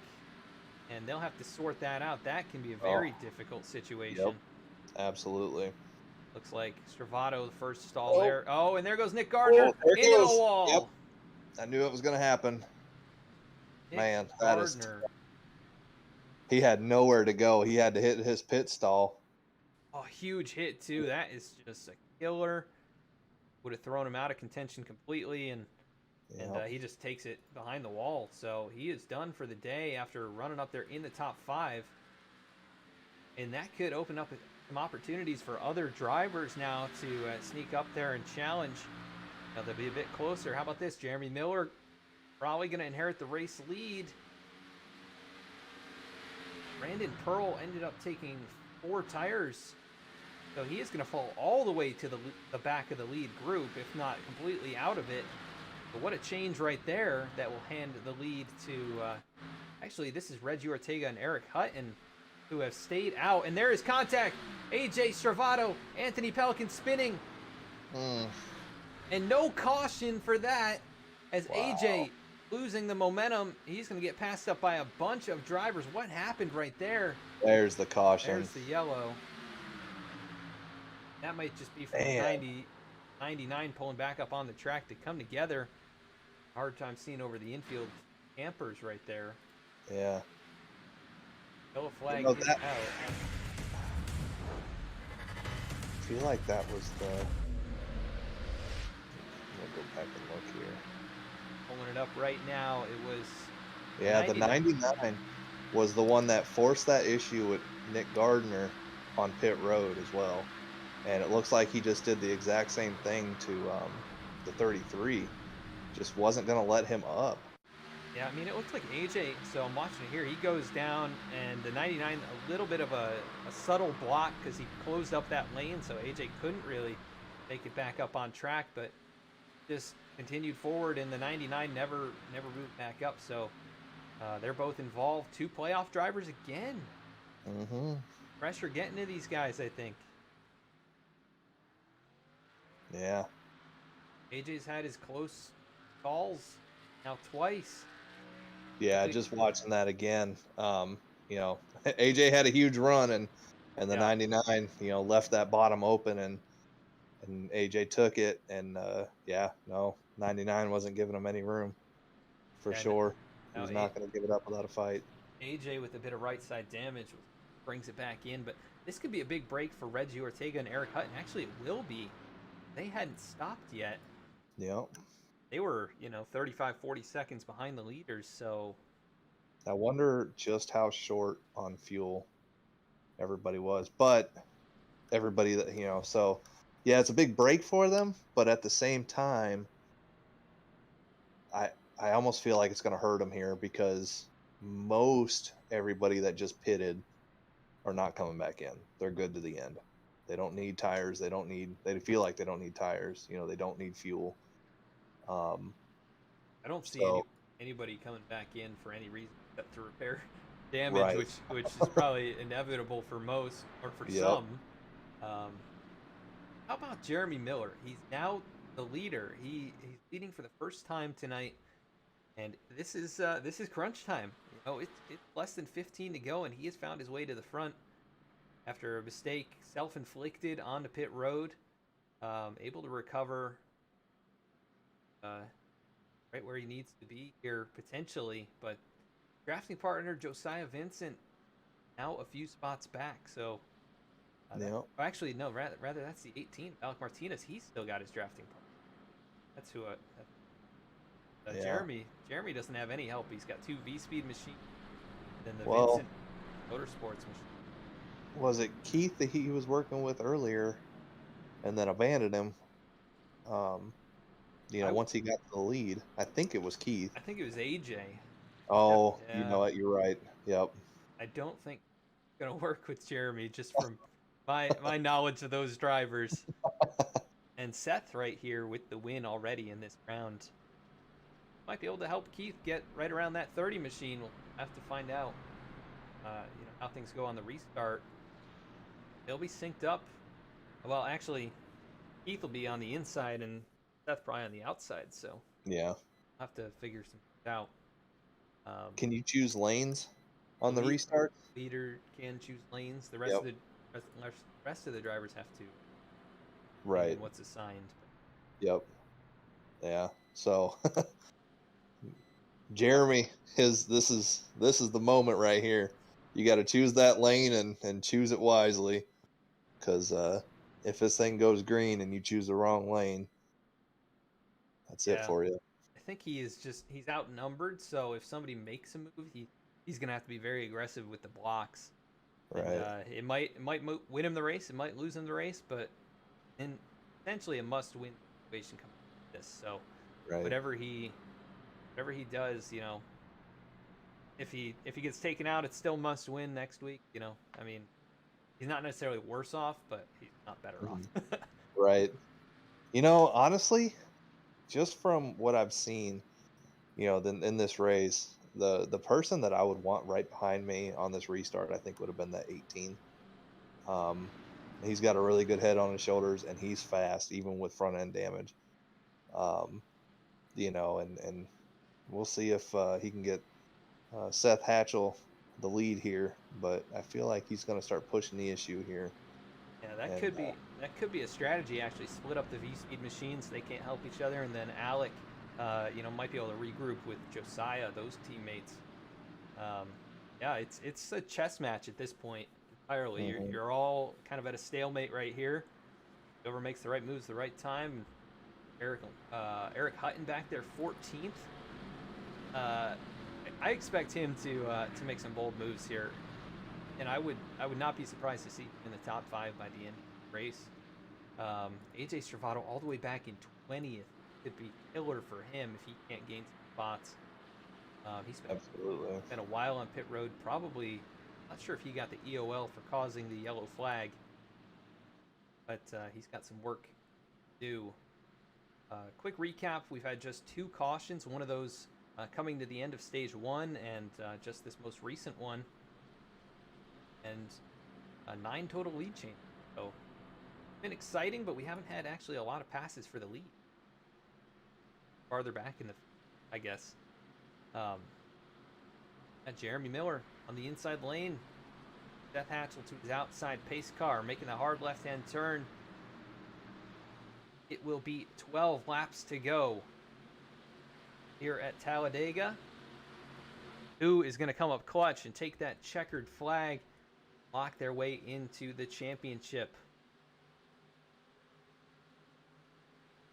Oh, well, the 36 is ready to go. I don't know if the 18 is. All over his bumper. Green flag, there it is.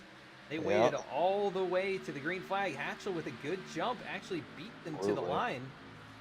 Oh, But and he they're has wrecking no behind. help. Huge hits. Oh, A lot of cars around. Green flag still out for the moment. And there it is, no. yellow flag. Jeez. That is a lot of torn up cars. And we knew it might happen, or usually we know it will happen. It's just a matter of when. And this time it involves Josiah Vincent, War Machine. Zach Smith, I see involved in this one. I don't know how it started exactly. Go to the overhead view. Bad Car. push on wrong. Oh, the 17. Oh, the 46 of Dallas Sullivan gets Angelo Ronas.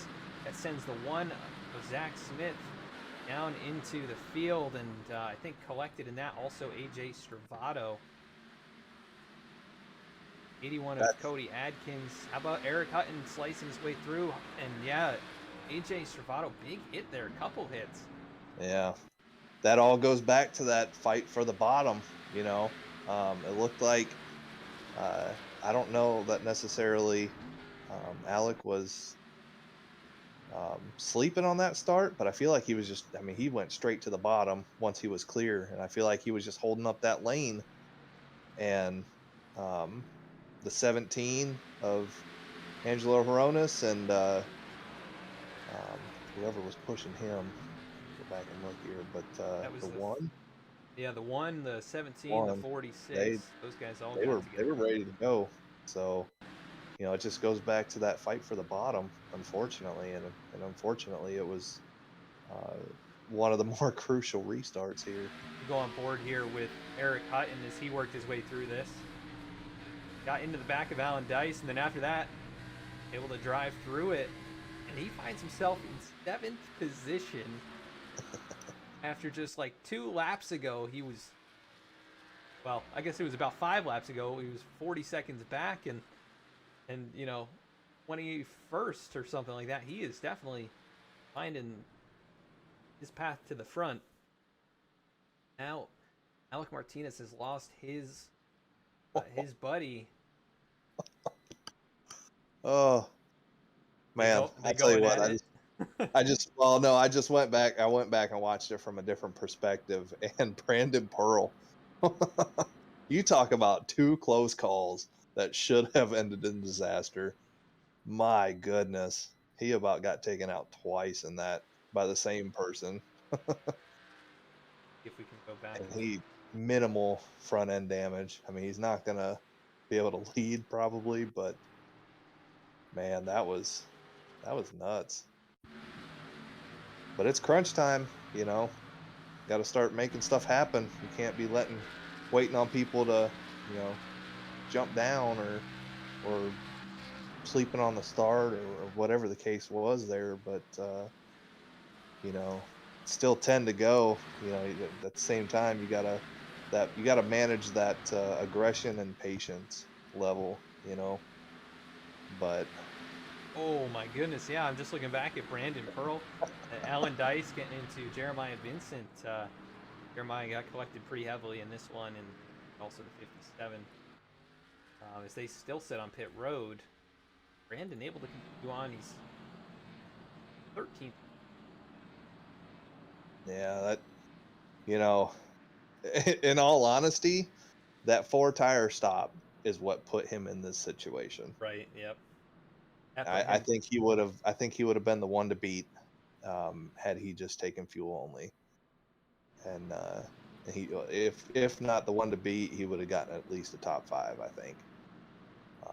Now, you know, especially with these caution laps coming, he's just, you know, even so, the fresh tires really aren't that big of a difference maker or deciding factor in this. Especially the short runs, you know. So I think he's just along for the ride, and he's just gonna have to take what he gets and learn from that. Yep, and there's a lot of work to be done for a lot of drivers.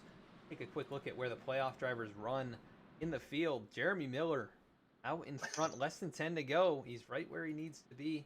Seth Hatchell, race winner last week, locked in, running 2nd. trying to follow up and maybe get back to back.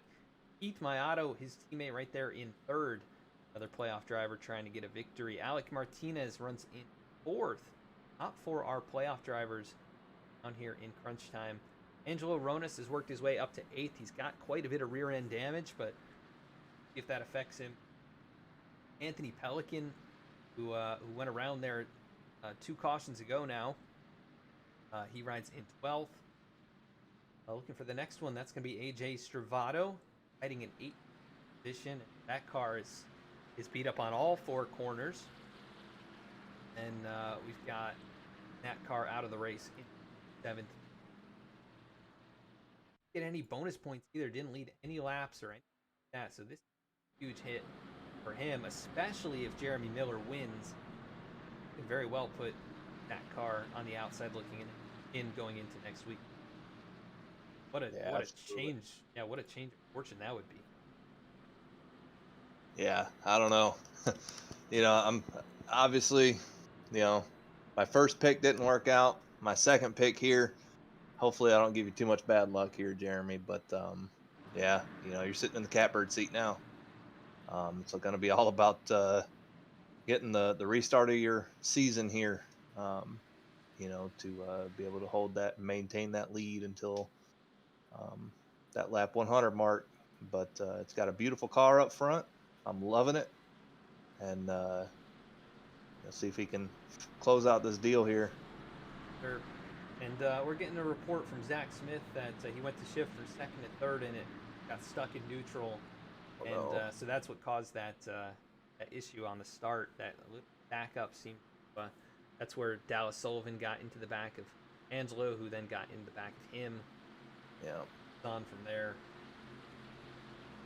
That's unfortunate. It does happen, and it happened somewhat frequently at these plate tracks where the shifts are so important, because every little bit of momentum and speed you can carry to the start can help you out on that first lap. I call that the money shift. Sure. Well, actually, that was the no money shift. He didn't even shift at all, really. Green flag back in the air. Jeremy Miller down on the inside, getting a huge push now from Keith Mayato down into turn number 1. Absolutely. It looks like Seth is going to hold his own here. He's got Alec pushing him. See if they can make something work on this outside lane. Yeah, 5 cars on the high side. They're a bit outnumbered, but we've seen it still work up there. They're going to have to get organized. How about Eric Hutton now up to 4th position? Eric has run, I think, 5 races this season, and one of them, I think, was a runner-up at Daytona. And here is Keith Mayato now to the high side. Going to get around Jeremy Miller for the moment. He will drop down in front. Eric Hutton leads the high side with Reggie Ortega behind. Now Mayato going to switch lanes. He goes back up top. Hutton tries to move down to the inside. Mayato almost blocks him, but here comes Eric Hutton. Going to lead at the line. The 88 machine from the back to the front. And out of nowhere, like I said, seemingly somehow finds his way to the point. But Mayato fighting back. He's got a huge shove from Jeremy Miller. These two, no strangers to each other. Got into it a couple times this season. And I don't think Jeremy would be too concerned if he pushed Keith down in the corner. A little bit off center, but Keith holding on to it right now as they lead this race. And there goes Jeremy now going to abandon. Oh, and contact. No. And there they go, hard in the wall. Mayato and Miller. And it is going from bad to worse for these drivers up inside the top 4 and fighting for the win. Jeremy Miller going to be out of it. He tows it to pit lane, and he is done. That was a product of a late block. Not even I wouldn't necessarily call that a block, but a lane change to try and get on the outside of Mayato there, and the 88 was not going to lift. I mean, it's crunch time, and just hit him wrong, and around they went. Yeah, it looked like, so Jeremy Miller jumps up to the high side, right in front of Eric Hutton, who's getting pushed from Reggie, and then they just all get off center there, and huge hits for quite a few drivers. This is going to be a big break, I think, for AJ Stravado, who's able to avoid everything. But Keith Mayato has heavy damage. He hit the wall a ton. Go back to this again. Nose first. And Eric Hutton also heavily involved in that one. Looks like Seth Hatchell, he'll slip through the cracks and be able to take the lead away. Dallas Sullivan went sliding down through the inner pavement there. Hit by Lane Sulfridge. A big mess. That is huge. Angelo Ronas just able to get a little bit of damage in that one. And both drivers able to avoid Jeremy, so that is good. Dallas Sullivan, he's most likely done competitively for the day. Yeah, I think Hutton is going to be as well. He's got some pretty significant right front damage there. I think he's going to finish this race, provided there's that he doesn't get in any more incidences. But his shots of winning, I think, are done here. That right front tire is sticking out a little bit further than the fender at the moment. So yeah, Eric Hutton and Keith Mayato both heavily damaged. Mayato on pit road now for 30 seconds, 1 lap down. I'm not sure if he towed it or not. It does look like he completed the lap at least, so it's possible he could finish, still maybe get a top 20 out of this night, but definitely not what he needed. Running up there in the top, the top 3, leading the race actually at the time he got spun out. That would have been the ideal situation. Anywhere up there in the top 5, he would have been in good shape for next week. Absolutely. And isn't it funny how the person that you've had issues with all season long, or numerous times in the season, and it just always adds fuel to that fire when it's that person that is involved, whether it's their fault or not. Definitely adds fuel to the fire. And Keith has officially retired. There it is. To come home in what appears to be 20th. Jeremy Miller should come home 21st. Chris Samard still on the track for could pass both of them up, but I think Chris may take it behind the wall, so keep spots. Those two being, but Chris has been pit farming that car for the entire race pretty much. Yep. Still out there. Absolutely. You got to do what you got to do. That is now 3 playoff drivers out of this race. 3 out of the 8. That is incredible. And then that moves Stravado behind where AJ, he is in 11th.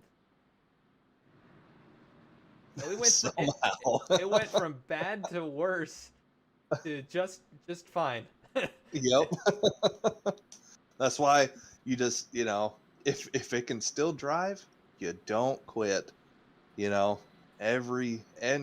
moment, any moment matters. And if you can log as many laps as possible, you'd never know what's going to happen. Yep. It's definitely a good mindset to have. Also just motivates you to keep things going, try and finish what you can, and just do the best that you possibly can with what you've got left. And AJ doing what he needs to do. I mean, he very well come out of here with the top 10, which about 10 laps ago looked like an impossibility, but things going his way now. Finds himself still trailing Alec Martinez by a good amount, so that would tighten those two up in the standings. So it could be very, very close, especially if Seth Hatchell goes back to victory lane here today. Yeah, absolutely. I think we're gonna have a dogfight here between these front two,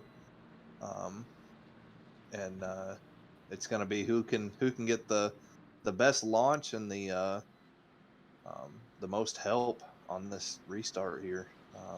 We're going to be not quite a green-white checker, but 2 laps to go by the time we go green here, or 3 laps to go rather. And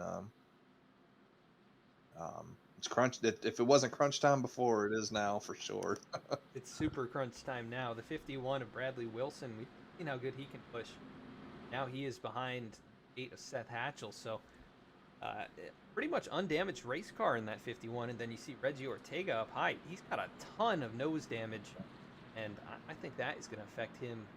So that outside lane could be in trouble. You see Angelo Ronis behind him has back bumper and the front end all destroyed on that one. That lane, I think, has a bit more potential to get the momentum here, but pace car making the hard left-hand turn onto pit road. It'll be 3 laps to go here in the Boston Web Marketing 266 from Talladega Super Speedway. Seth Hatchell, Alec Martinez going to be leading us back to green here. Bradley Wilson waiting to give the 8 some help. And a good jump from Martinez, but Hatchell will beat him back to the line. Dallas Sullivan. 22 is coming. He is on Alex's back bumper right now. We've seen him push too. Absolutely. Push a lot. But right now, the advantage to the inside lane. They're still trying to get organized up high. They're losing ground. Alec Martinez seeing his opportunity to win, maybe slipping away, but far from over. Reggie Ortega now takes it 3 wide.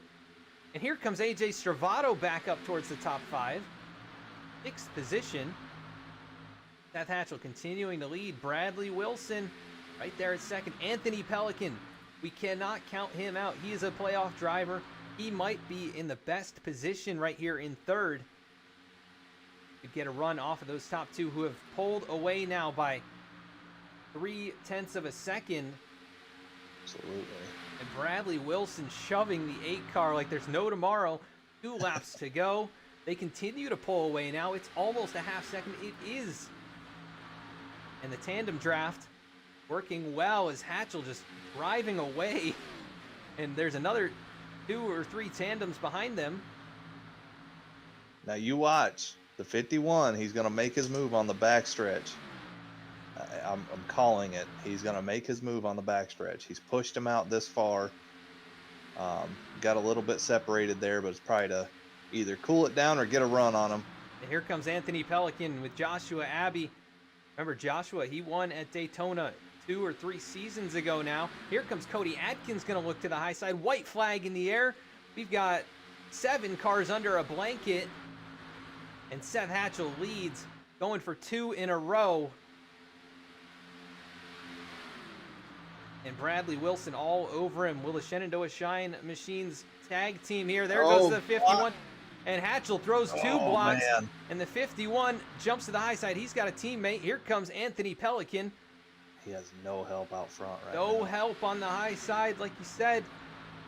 And here's AJ Stravato. Alec Martinez, 4 playoff drivers find their way to the front. And it's going to be Anthony Pelican spinning Seth Hatchell. Here they come, though, through the tri-oval. Stravato gets into Alec Martinez. Anthony Pelican is going to win and move on to the championship. What a move. And he almost did the same thing that he did to AJ Stravato before. Held him on the apron, and AJ stayed off of him somehow, some way. Still comes home in 4th. He might be in a position to move on with all the trouble the drivers around him had. Anthony Pelican with the win. What a finish. Absolutely. That's what I love about these plate tracks. You never know what can happen, especially those last couple laps. That was nuts. Got a feel for Seth Hatchell. I mean, he did a couple real solid blocks there, and that was dangerous enough, and then he gets turned after that. He is going to come home 17th after leading, headed into onto the backstretch there. That is crazy. But at the same time, no harm, no foul, because he won last week. That's true. Nothing to lose. I mean, yeah, be a little bit irritated at how that one ended, but at the same time, don't let it affect your momentum, because you're moving on. You're already moved on to the final round, as well as Anthony Pelican, and now you know how Anthony races. So no, Ah, don't forget it going into the playoffs. yes, sir. Anthony Pelican leads 1 lap, and it's the last one. He didn't even lead that much. He led half the lap, maybe. And wow, what a finish! He's moving on. We'll be right back to interview him and the rest of the top three right after a quick commercial break.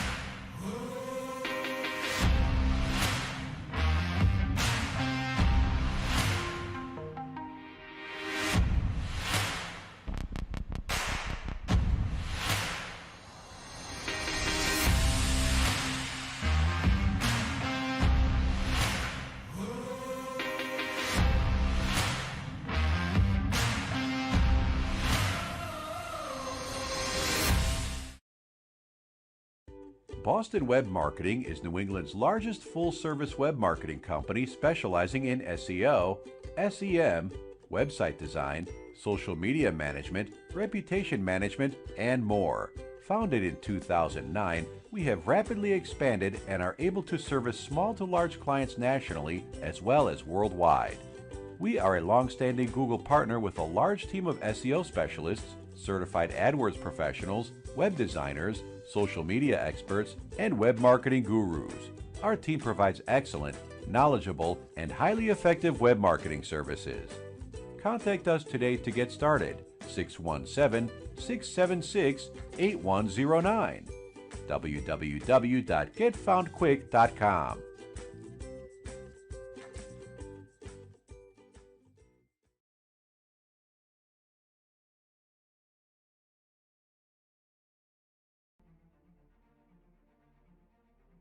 Back at the racetrack now, going to be pulling in our race winner here tonight, and that is Anthony Pelican up here in the booth. Anthony Pelican, Adam in the V-Speed booth. You got me? I got you, Adam. Well, Anthony, talk about clutch. You lead just 1 lap. You made the move there coming down the backstretch. You saw your opportunity for the victory. You're moving on to the championship round in 2 weeks. How does it feel to get the win? First off, I just want to apologize to Seth. I think, yeah, it was Seth. I was damaged there, and I just needed to stay behind somebody, and I was fully content with just staying behind him and coming off of 4 there. I was just trying to hold the wheels straight, and it hooked him. So I'd like to apologize to him for that. But if we move on, I'm pretty sure he won last week, so he's moving on. So hopefully he doesn't take it too hard. Yeah, we were saying he didn't have too much to lose. It would definitely be nice to get those back-to-back wins. You know, it never hurts to take a victory. But, man, you're second of the season, kind of in a similar fashion to the first one. You know, the one at North Wilkesboro where the leaders got together and you stole that one. You do it again here tonight. But you know, what does it mean to be moving on to the championship round, fighting for that championship? With all the quality drivers we have in this league, it's an honor to move on to the final round. Absolutely great job by everybody in here. They do a lot of clean racing, hard racing, and it's a blast. Awesome, man. Well, we go to, I believe it's Bristol next week. You don't have any stress going out there. So what are your plans for that race? To learn a little bit, or just go chase another victory? I hate plate racing, and I love Bristol, so I was really counting on that one. But going there and not having to count on that one is pretty good too. Yeah, you can have a little bit more freedom to race, maybe harder or how you want, and maybe get another one here before it's all said and done. But you come home victorious tonight, moving on to the championship. Anybody you want to give a shout out to? Give a shout out to you guys for doing a great job over there at V Speed with the broadcast. Give a shout out to all the admins here that do a great job with Below the Yellow, and would like to shout out the Dialed In Racing guys. Had a couple of them spotting for me there at the end. Awesome, Anthony. Well, congrats on your second win of the season. Dramatic fashion here tonight. Go celebrate, and we'll catch you next week at Bristol. Thank you. See you next weekend. That is Pelican. Now we're going to pull up second place finisher. That is going to be Joshua Abbey, who got up towards the front very late in this one. But Michael, I believe you're with him. Absolutely. Joshua, man, that was one heck of a finish for second place. You kind of had a quiet day there, or tried to stay out of trouble as much as you could, it looked like, and it paid off. How was the racing down there? Yeah, I mean, y'all know this draft package is pretty rough. So it was, like I said, a very quiet day. Just kind of hung around the back. We tried to make something happen on the outside, but if you can't get some guys lined up and get the momentum going, then you're just pretty much stuck, and you might as well just go back to the back of the train and try it again, really. Absolutely. I definitely know how that is, and wholeheartedly agree with you. I do not like this plate or this this package here, but hey, man, you did a hell of a job there. It definitely paid off, that patience and that experience as well. Not bad at all. Yeah, and Josh, we're going to Bristol next week. So how do you feel about going out there if you are going to make it back? A couple more races in short track now. Well, it's completely different from the Super Speedway for sure. Ever since they made some kind of they made the tire, I guess, model change at Bristol, it's something that I've been trying to relearn, and so I've had a little bit of a struggle. But here lately, once you just put in some work a little bit and kind of get some momentum going with figuring out your line and how you want to race it, it kind of just comes to you. So we'll see what happens. It's pretty much just like I said, you got to get some practice in and get a groove with it. Absolutely. Yeah. Any advice I can give you here, with short tracks is, just let the car go where it wants to, and kind of just practice that. That's it's kind of a lame little, piece of advice, but honestly, it's worked for me in the past. So take it and use it. Otherwise, don't. And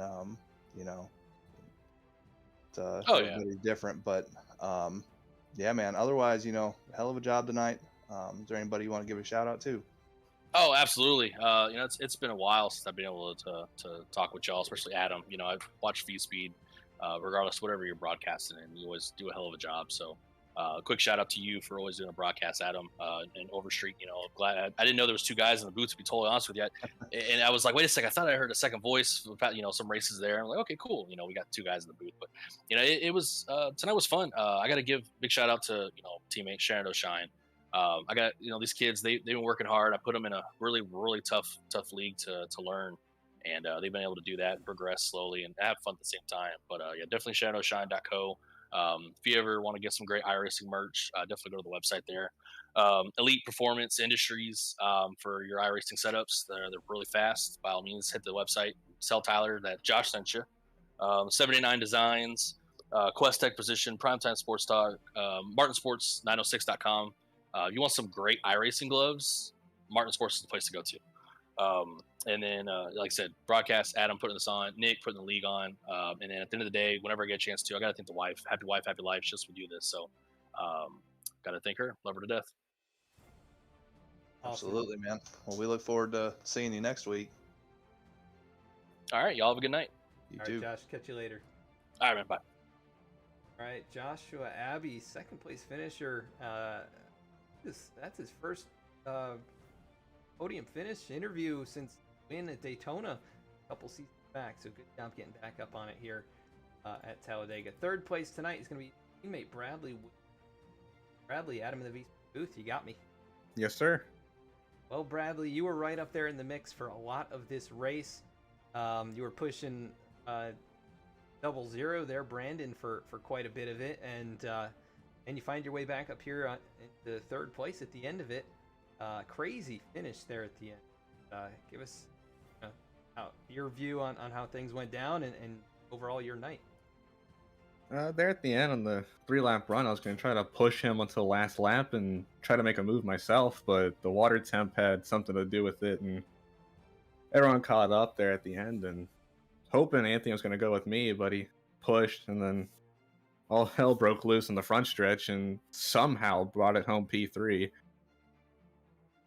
It definitely got crazy there with Hatchell out in front. You guys pulled out to it's over a half-second lead, and tandem draft came back tonight. We saw you working that earlier on, and definitely a lot of fun to see you guys do that. But how difficult was it out here with that package, trying to work the high lanes and try and make up ground?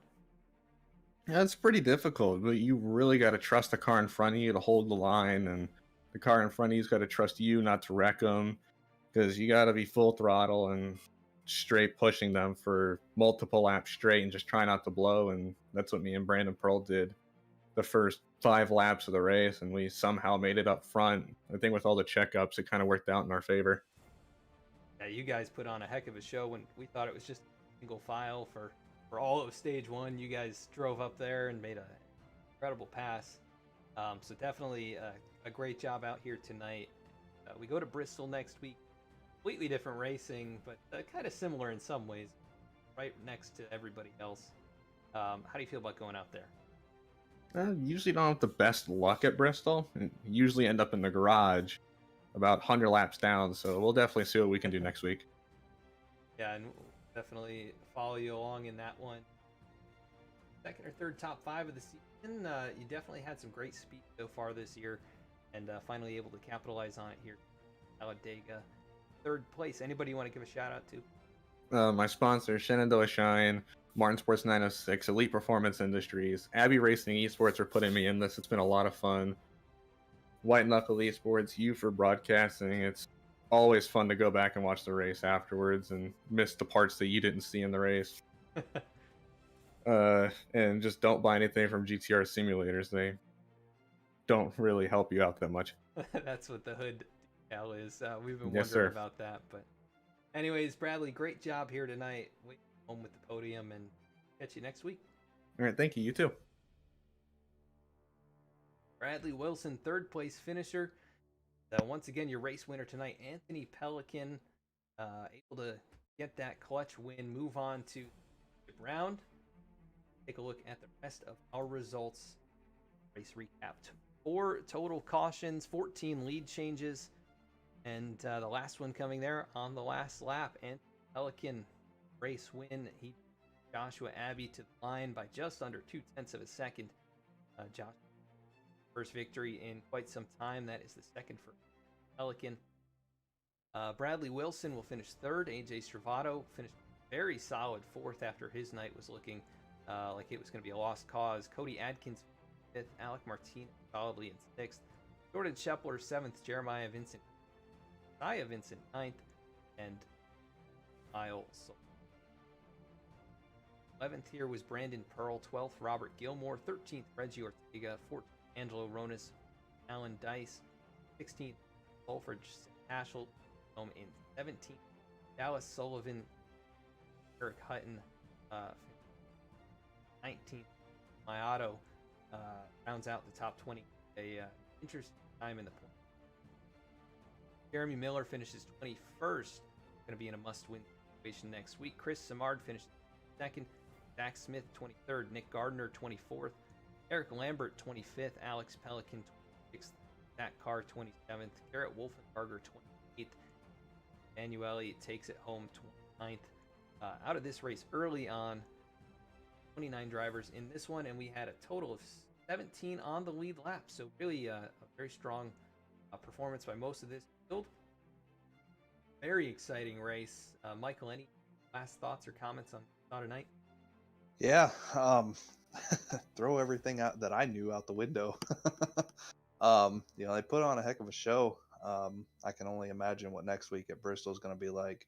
It's definitely fun to watch, though, for sure.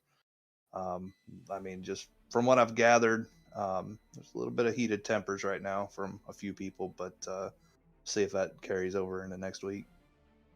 Super speedways, they'll do that to you, and short tracks are not much different in that way. So one of the few similarities we can carry over to next week. But that will be the final round to make it into the championship. For right now, it's Anthony Pelican and Seth Hatchell, both drivers, 2 victories this season on fight for a championship. See who the next 2 are next week. Hope you join us then. Thank you so much for tuning in tonight. Sponsor of tonight's race, Boston Web Marketing. Check them out. Learn more about them in the video description. What you saw in the commercials today. And of course, I want to thank all those fans who come out each and every week cheering on their drivers. Be back with that race at Bristol next Tuesday. Closing out this season pretty quickly here. Thank you so much. Have a great night.